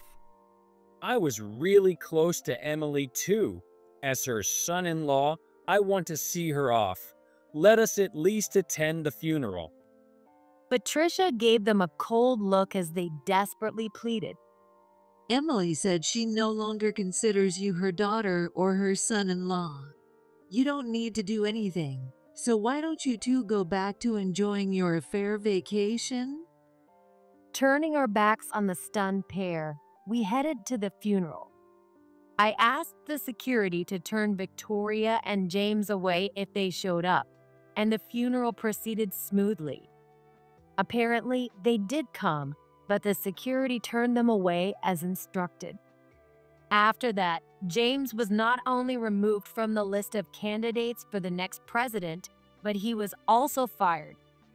Apparently, it was discovered that he had been embezzling company funds. It seems that, thrilled by Victoria's advances, James had been buying her expensive brand goods as she asked, using embezzled funds. The trip to Spain was also funded by the embezzled money. I had been wondering why Victoria had suddenly started wearing a lot of brand name bags and clothes even before the affair was discovered, and now it made sense. James's parents severed ties with him and demanded he repay the embezzled funds instead of reporting him to the police. I thought it was fine since it's the company I'd eventually inherit. James reportedly argued that, but of course, such an excuse was unacceptable. Naturally, I divorced James and cut ties with Victoria as well. Please forgive me. I'll break up with Victoria. I realize now that I only love you. James pleaded, but I firmly rejected him. Because it seemed to me he was only trying to reconcile to gain his parents' forgiveness. With all the money I owe for the embezzlement, I can't afford this. James reportedly shouted through the lawyer Michael had arranged when I sued them for compensation, but it wasn't my concern. Victoria was even more persistent than James. We're sisters, right? We lost our parents, and now it's just the two of us. Please don't sue for compensation. I will get back James to you. I know I did a terrible thing to you, and I'm sorry. I'll apologize as many times as it takes. I'm truly sorry. Just like when we lost Dad, let's support each other. We're the only family we have left. Even if we say we're cutting ties, our blood connection can't be erased. If we continue to fight like this, Dad and Mom would be so sad. If Mom were alive, she would have forgiven us. We used to be such close sisters, right? It's heartbreaking to be estranged over this. As your big sister, I just want to support you in your difficult times. Victoria's whiny, tearful voice as she clung to me only made me more irritated. When we were in elementary school, our dad died in a car accident. I realized sadly that the responsible and intelligent Victoria, who supported and comforted me as I cried back then, was gone. It's true, I did something terrible to you, Sarah. Something unforgivable. But I've always helped you as your big sister, right? So we're even, aren't we? That's what family does. We forgive each other and move on. I'm lonely and hurting, Sarah. Victoria continued to plead in a whiny voice. Believing she would marry James, Victoria had quit the job she had always complained about being tough, and now she was likely in serious financial trouble. It seemed she had sold most of the brand goods James had bought her. Victoria must have been envious of me inheriting all of Mom's estate and receiving the compensation for the fatal accident, wanting to benefit from it too. Although Victoria should have the right to claim, the accident was a tragic one where the driver swerved to avoid a child who had run into the street, ending up on the sidewalk and hitting my mom. Even though the driver was also seriously injured, he paid compensation far above the usual amount. Still, nothing would bring Mom back. All I could do was hope she was happy with Dad in the afterlife. I didn't want Victoria to disrupt my attempt to make peace with that. James's parents said they would adopt me since I have no parents. They think my work is better than James. They want me to eventually take over the company. They've known me since I was little and always thought of me as a daughter. My family now consists of just those two. They've been more than supportive. So you're not family to me anymore. And I don't need your support. You're not a support. You're a burden, a curse. At this, Victoria started screaming hysterically. What? Why do you always get all the good things? You take the best and end up happy. James' parents are awful. I've known them since I was little too. They used to dote on me. I'm the eldest daughter. I'm grieving Mom's death too, but unlike you, no one is comforting me. Instead, everyone is blaming and pressuring me. It's not fair. Why? Shut up.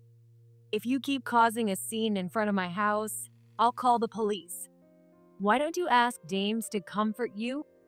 When I coldly said this, Victoria muttered something under her breath, but eventually slunk away.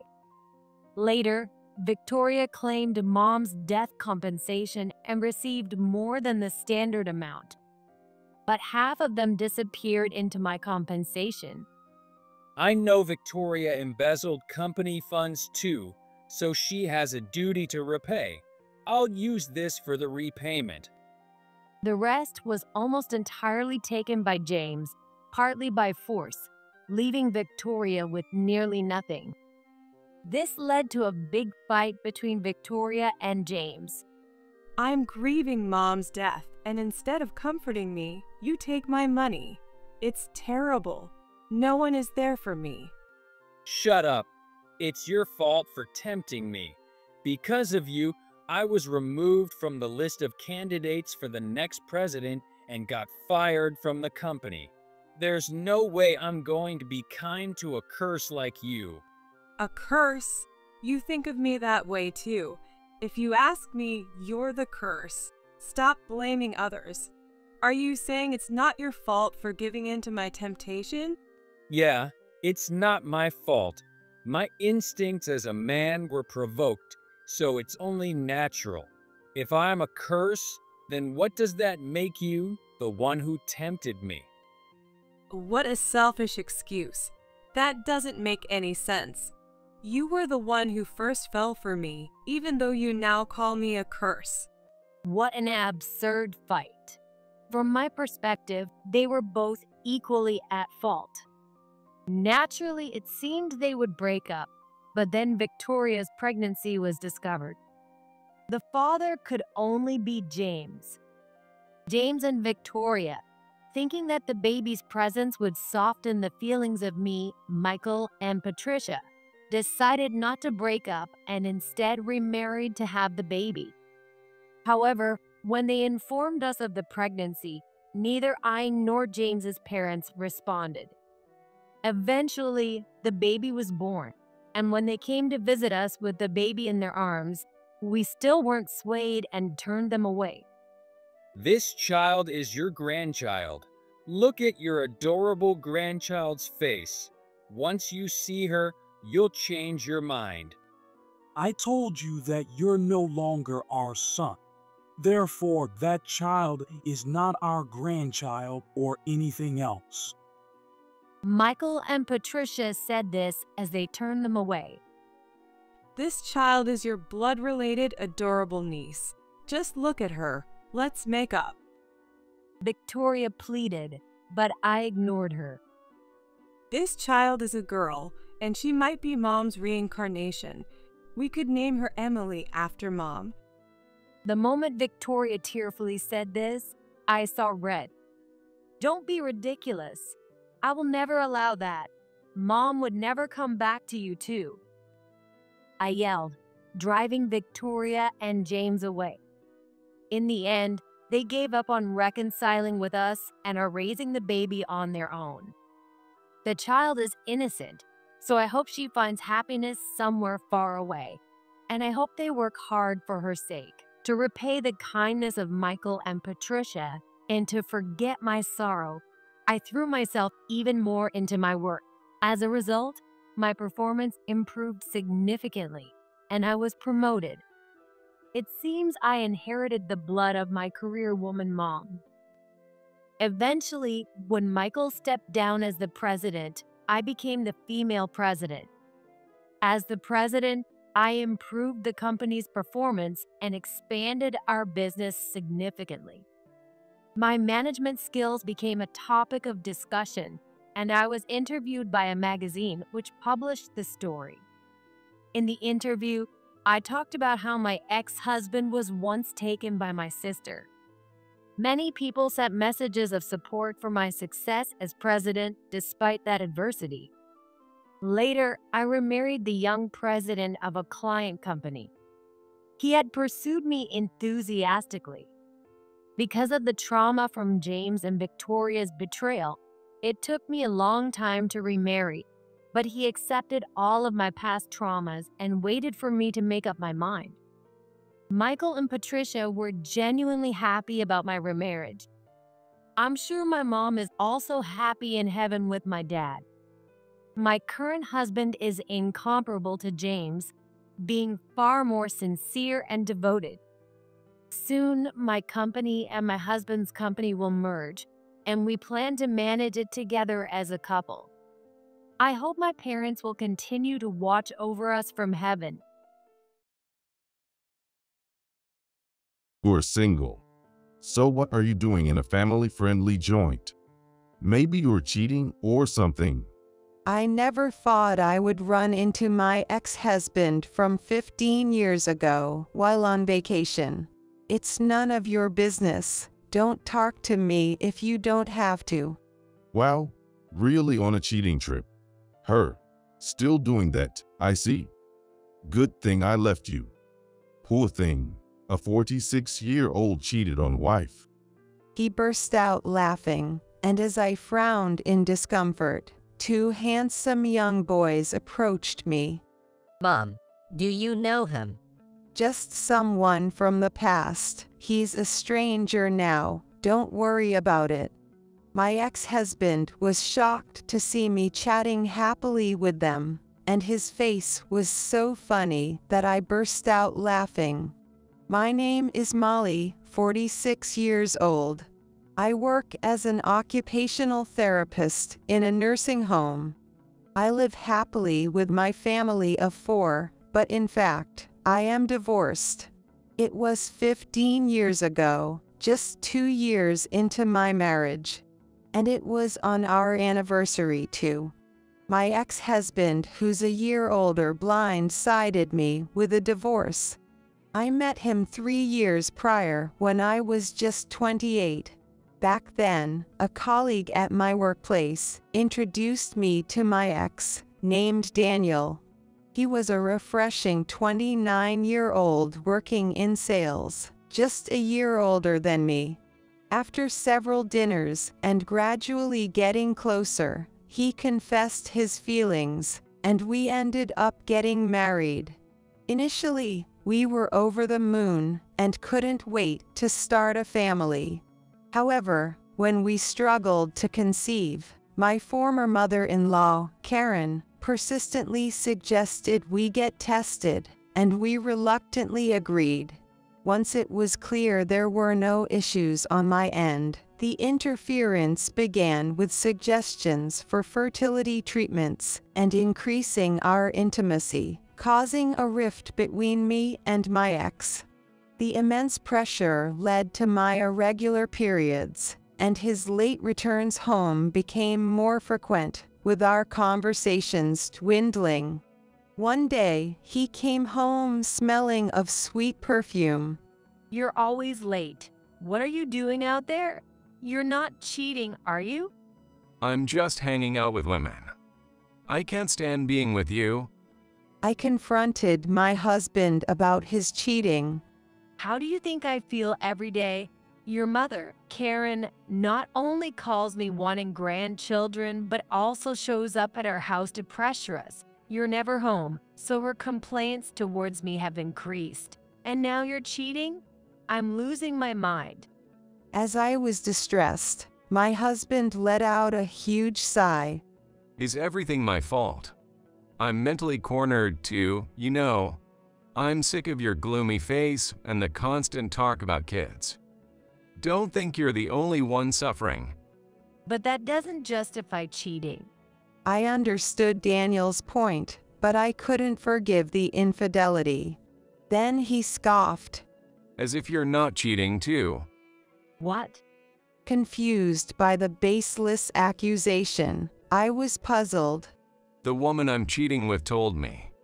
She said it's suspicious we don't have kids even though you're healthy, suspecting you're on birth control. Plus, she showed me a photo of you and a young man entering a hotel together. Are you going to deny it? That's not me.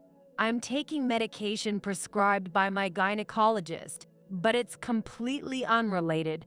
I denied it, but Daniel wouldn't listen. No need to hide it. I know you've been seeing other men.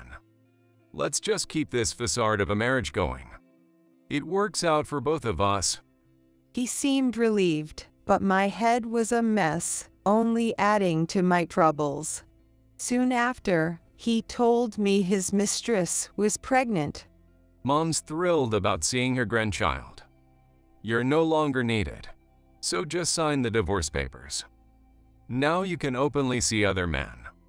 Cheated on wife. Since my feelings for him had cooled, I simply agreed to the divorce. Afterwards, my ex-husband, clearly in a good mood, started babbling about his affair partner. She's just 21, a college student about to graduate in 6 months. She's in the early stages of pregnancy, so her belly isn't that noticeable yet. Her parents were concerned about our 10-year age gap and her still being a student, but I convinced them that I have a stable job and can take responsibility. It was tense meeting them, but everything worked out perfectly in the end. Without irritation, I only felt disgust towards him. Though I became a stranger to him, running into him like this plunged my previously joyful mood into the depths. It's been a while. Try to smile a bit. Seriously? You are so uncharming compared to my wife. Hey, we've been a happy family since our divorce. Jealous much? My ex kept talking, his annoyingly fresh smile making me even more irritated. Behind him stood a charming woman and a boy. Are they the woman and her son who caused our divorce? Yeah. My son looks cute like my wife. Doesn't he? He's quite popular at school. Watching him happily talk about them, I felt an urge to leave immediately. But I had reasons to stay, so I endured. I bet your mother is happy too. Yeah. She's head over heels in love with her grandchild. So much it's almost troubling. I keep telling myself I made the right choice. Even got promoted to manager at work. Everything's going my way. Behind him, the boy gave me a nod, while his wife glared. I get she's not thrilled seeing her husband talk to his ex, but if anyone should be angry, it's me. Sorry for all the happy talk. Where's your playmate? Introduce me. My ex smirked condescendingly. The people I'm with are too good for you. I prefer if you just left. As I coldly rejected him, he seemed oddly triumphant. People. So you're meeting a bunch of guys. Planning some loser convention. How do you even have suitors at your age? What was he getting excited about? And it's baffling how he's not embarrassed in front of his teenage son. You seem to be misunderstanding something. I'm just here on a trip. If you keep this up, I worry about your son's future. Jealous.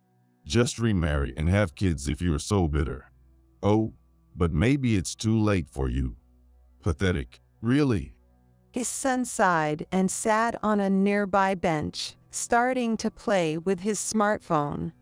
Then the woman wrapped her arm around my ex's arm, and gave me a sly smile. To an outsider, they might look like a happy couple chatting with an acquaintance, but she was clearly taunting me. Their unpleasant nature matched each other perfectly. Concerned because she's the ex-wife? He spoke to her with an eerily kind voice, and she shyly nodded. She's nothing to worry about. Just wanted to share a bit of our happiness with her. They started being overly affectionate, showing off in public, drawing uncomfortable attention our way. After the sickening display, he turned to me with a broad grin. Were you watching us the whole time? You're crazy, you know. Right back at you, doing this in a tourist spot with everyone watching. Your son seems to have walked away in disgust.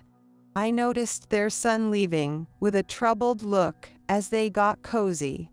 Poor kid having to see that. I feel sorry for him. Teenagers find it too intense. But it's normal at home, and he never complains, so it's probably fine. Hearing this, I was truly relieved that I never had children with this man. He can't seriously say that. Think about his feelings for once. It doesn't carry much weight coming from someone who's never raised kids. If you want children so badly, maybe I could let you borrow my son once in a while.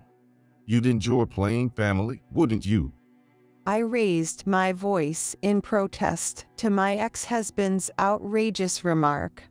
What are you even saying? What do you think your own child is? You do know that kids his age have rebellious phases, right? So what?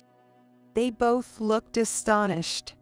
It's perfectly normal to feel repulsed by parents' over-the-top displays of affection. He left because he didn't want to be associated with that. What do you mean? It doesn't bother him, or I'll lend him out. Don't treat your child like a tool. Show some respect. Shut up, acting all high and mighty. But are you really that great? A woman who can't have kids can be played around with and then dumped. Just like when I divorced you. Realizing arguing with the two of them justifying themselves was pointless, I decided to stay quiet. Can't come back with anything. Her must have hit the mark. Meddling in someone else's family business is just rude. You know, we're happy. If you're thinking of messing with that, it won't end well for you. What? I haven't done anything wrong. If anyone wants to take action, it should be me, right? As I glared at them, my ex approached me. You were cheating too, right? It's all the same. You have no right to complain. Just be thankful I didn't ask for alimony. I've kept the photos from your affair, ready to spread them online, you know? I felt sick with my ex so close. I haven't cheated.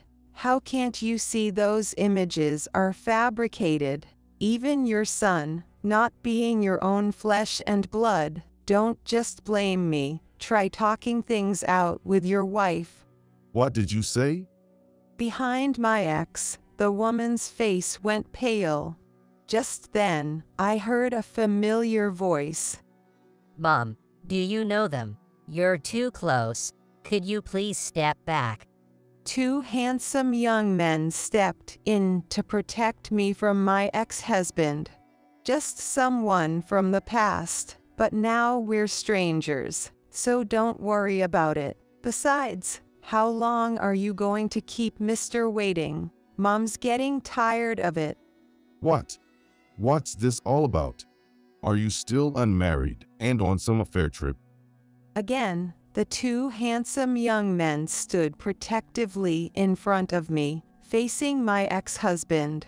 My son's arrival threw my ex into visible disarray, and he blurted out something absurd. No way. You're sugar dating. And with these young guys. Seriously messed up, dude. What are you talking about? These are my biological sons. They're known at their school as the Miracle Twins because they are handsome, brilliant, and athletic. I placed my hands on my son's shoulders, and they gave me an embarrassed look. Stop it. We're just normal middle schoolers according to everyone else. But I don't mind. It makes me want to keep doing my best. Their smiles reminded me of their father. Boys, say hello to this man and woman. My ex-husband still couldn't grasp the reality. His mouth agape. I'm Jake, the eldest. I attend Prince Junior High School. My hobbies are reading and running early in the morning. And recently, I've also developed an interest in politics. I'm Ethan, the younger one, attending the same school as my brother. I'm in the soccer team, and I'm putting in the effort to match my accomplished brother in studies. As they greeted politely, whispers of what nice boys could be heard around us. Only my ex-husband's wife seemed displeased. They attend a selective middle school, right? With high standards at that. And why are these kids so tall? Don't tell me you had hidden children before marrying me. Mom, this guy is really strange. Are you sure you know him? Should we call the police? Jake asked, clearly worried. Not surprising. This man is odd. Did you hear the conversation? From halfway through, his voice was so loud, and that woman over there, her smile seemed fake. Ethan and I were worried you get tangled up with some weirdo because we were late for our meetup. Ethan nodded vigorously next to his brother. What reliable sons I have. Sorry to worry you, but yes, I know them. Can you wait a bit longer? As my sons reluctantly agreed, they moved away from my ex and me. No hidden children here. I remarried and had them after. They might seem mature for their age, which leads to misunderstandings, but they are only 13, like their father. They have kind hearts and strong wills, my pride and joy. So, you were really just here on a trip?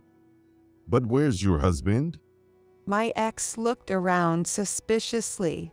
He had sudden work come up and is handling it remotely at the hotel. The boys wanted to visit a specific store, so we split up for a bit. I was enjoying my time until you approached, which ruined my mood. I sighed dramatically, and with a serious face, my ex said, "You're lying. You got dumped again, didn't you?" I couldn't understand why he was so keen on seeing me as unmarried. I wouldn't lie about such nonsense. Please don't say weird things in front of my sons anymore. As I glared, I noticed my ex's son in the background. Ethan spoke up, recognizing him. That's the guy from the local public middle school.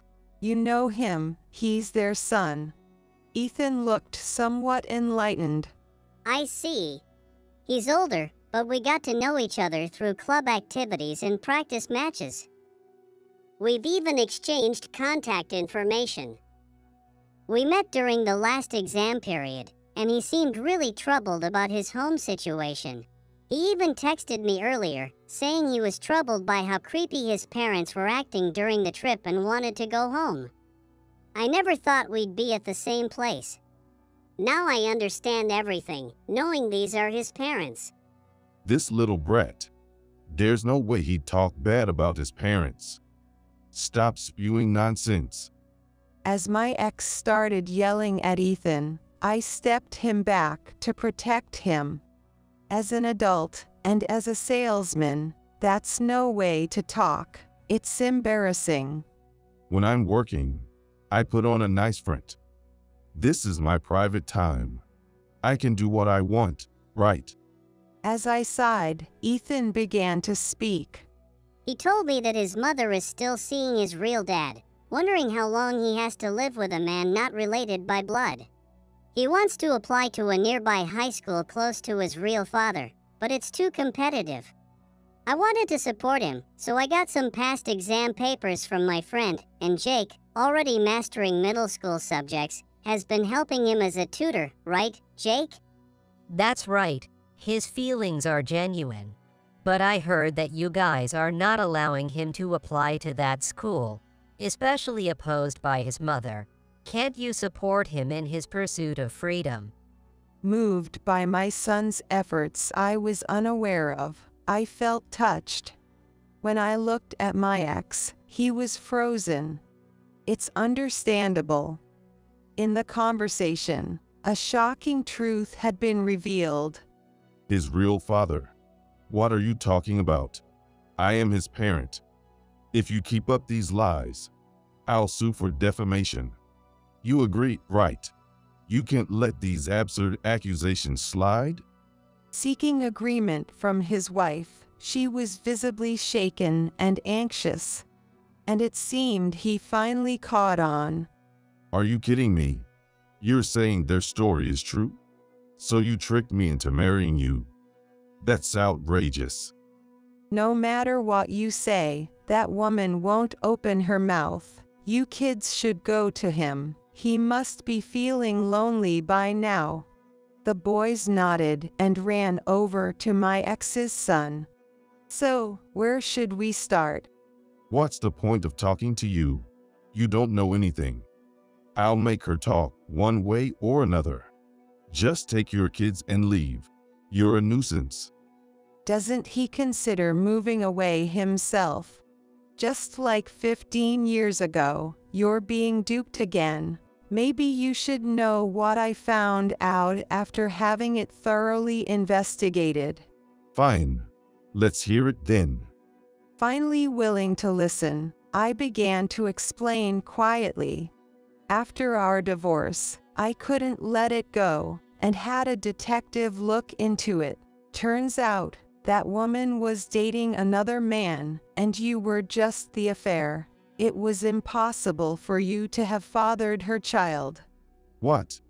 But she told me she had no boyfriend. It was absurd from the start. A married man and a college student. Because it's impossible for you, who ain't got no seed. She was already pregnant by her boyfriend. That became clear quickly. Wait, wasn't it your issue? I don't have any problems. I'm perfectly healthy. He always assumed it was my fault, never wanting to hear his own test results. Even if he's shocked now that he knows the truth, it ain't none of my business. If you think I'm lying, I'll send the results to your family home. Check for yourself. Want me to send a copy of the detective's findings too? No, don't. That would upset my mother. If what you're saying is true, why did she marry me instead of her boyfriend? They could just be together and raise the child? He was right. I thought the same. Her boyfriend's family is wealthy, and he was set to join his father's company. Getting her pregnant in college and marrying her would have disgraced his family. They strongly opposed it, refusing to allow the baby to be born, and paid her off. Desperate not to give up on their child's life, they used you. I'm such a fool. Your story implies she's still with that man, and I was just played by them both? My ex choked on his words, overwhelmed with frustration. His wife watched silently. But being with me for 15 years is like letting a child see his parents? Right. It's like agreeing to let a child see his parents after a divorce. When he sought confirmation from his wife, she shook her head apologetically. Seriously, you could at least nod along to save the trip. It's all ruined now, all because I ran into you again. You jinx. Don't blame me. You kept bothering me despite my efforts to keep my distance. It's your own fault for not trying to connect with your son, even if there was no love left. Legally, you're still married. As I spoke firmly, his wife, oddly enough, started crying. We looked like the villains. You're right. We are married. So I can't forgive you for making my wife cry. What? What was this man going on about? Normally, he would blame his wife and apologize to me. I'll pretend I didn't hear any of this and still sue you for defamation. That's ridiculous. If you don't want to know more, you should have a proper talk with your wife. Despite my warning, he continued to rant. Over these 15 years, she had really tamed him, and I admired her for that. As I braced myself to reveal more, my husband arrived. My ex stopped in his tracks, his face turning pale. His wife stopped her fake crying and began trembling at the sight of my husband. You arrived at just the right moment. These are the people I was talking about before we got married. Wait, why is our major client's executive here? Your husband is this man. My husband was working for a large corporation, showing his skills as an executive. That corporation also happens to be a business partner of my ex-husband's employer. Realizing the potential for a broken contract, my ex quickly caught on. Look, my ex blames me for everything, even what his current wife does. If I go into more detail, you'll get involved too, but are you okay with me telling everything? When I checked with my husband, he nodded. Why does it matter to an executive? I don't quite understand. My ex suddenly switched to formal speech, making me want to laugh. These two are second cousins. What? My ex's expression turned to complete disbelief. And your wife initially used my husband because they are second cousins, which made marriage possible. Not to mention he's very handsome. My husband has a model-like stature and good looks. Even now, just standing here, he's attracting admiring glances from women. She immediately turned to my husband for a solution. Of course, he pushed her away, telling her to deal with her boyfriend right. I asked her, but she ignored me. It doesn't matter if you deny it. He's a witness. The real father of your son would confirm it too. Why did you continue the contract with our company knowing this? My ex asked eagerly. Don't involve my husband. It's strictly business. You should understand that, which is probably why you've remained at the same level all these years. Getting all high and mighty just because your husband showed up, huh? He retorted with respect in his tone, but glaring at me. Don't trust her. She's self-righteous because she used to gallivant around when she was married to me. Persistent, aren't you? My mental health suffered because of you and your parents, leading to my irregular periods, and that's why I was medicated, not for contraception. If you doubt it, check the medical records from that time. I visited the doctor because of the boys. Maybe the medical chart is still there. It doesn't matter what you say. I've told my husband everything. Just get out of our sight. As I stood firm, my ex was flustered, and then the boys returned. Mom, he says he'll have a proper talk with his parents, so let's leave it at that for today. Too many eyes here, and someone might post it on social media. He said, since my parents can't be relied on, I'll handle it myself. Jake relayed this to me, then turned to my ex and his wife. From a child's perspective, I can't stand the thought of living with parents who harbor such big lies. Don't underestimate him because he is a child. Please support him.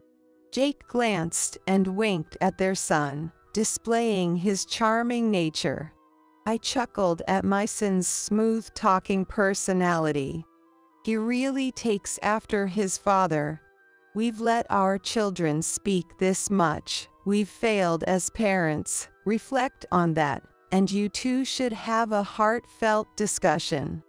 With nothing more to say, our argument ended.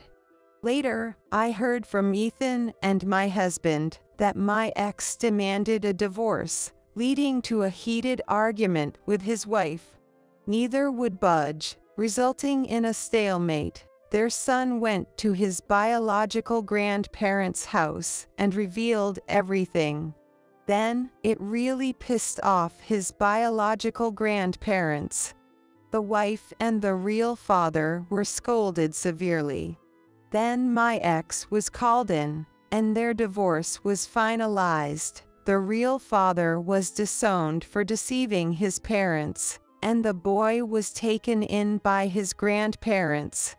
Although he couldn't live with his biological father as he wished, thanks to his grandparents allowing visits, he got to see his real father more often than before.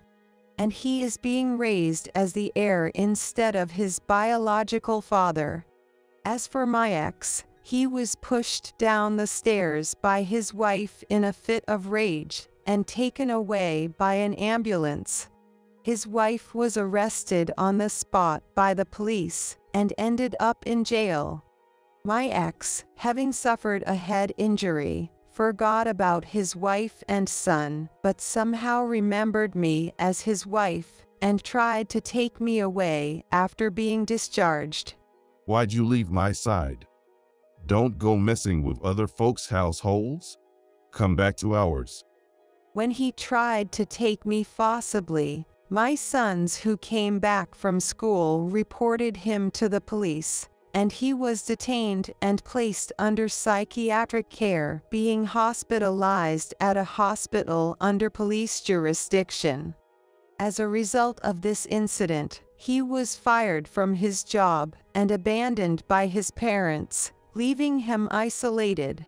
As for me, I continue to live happily, supported by my loving family. Had my sons not been home at that time, our current peaceful life might not have existed. Mom, is breakfast going to take much longer?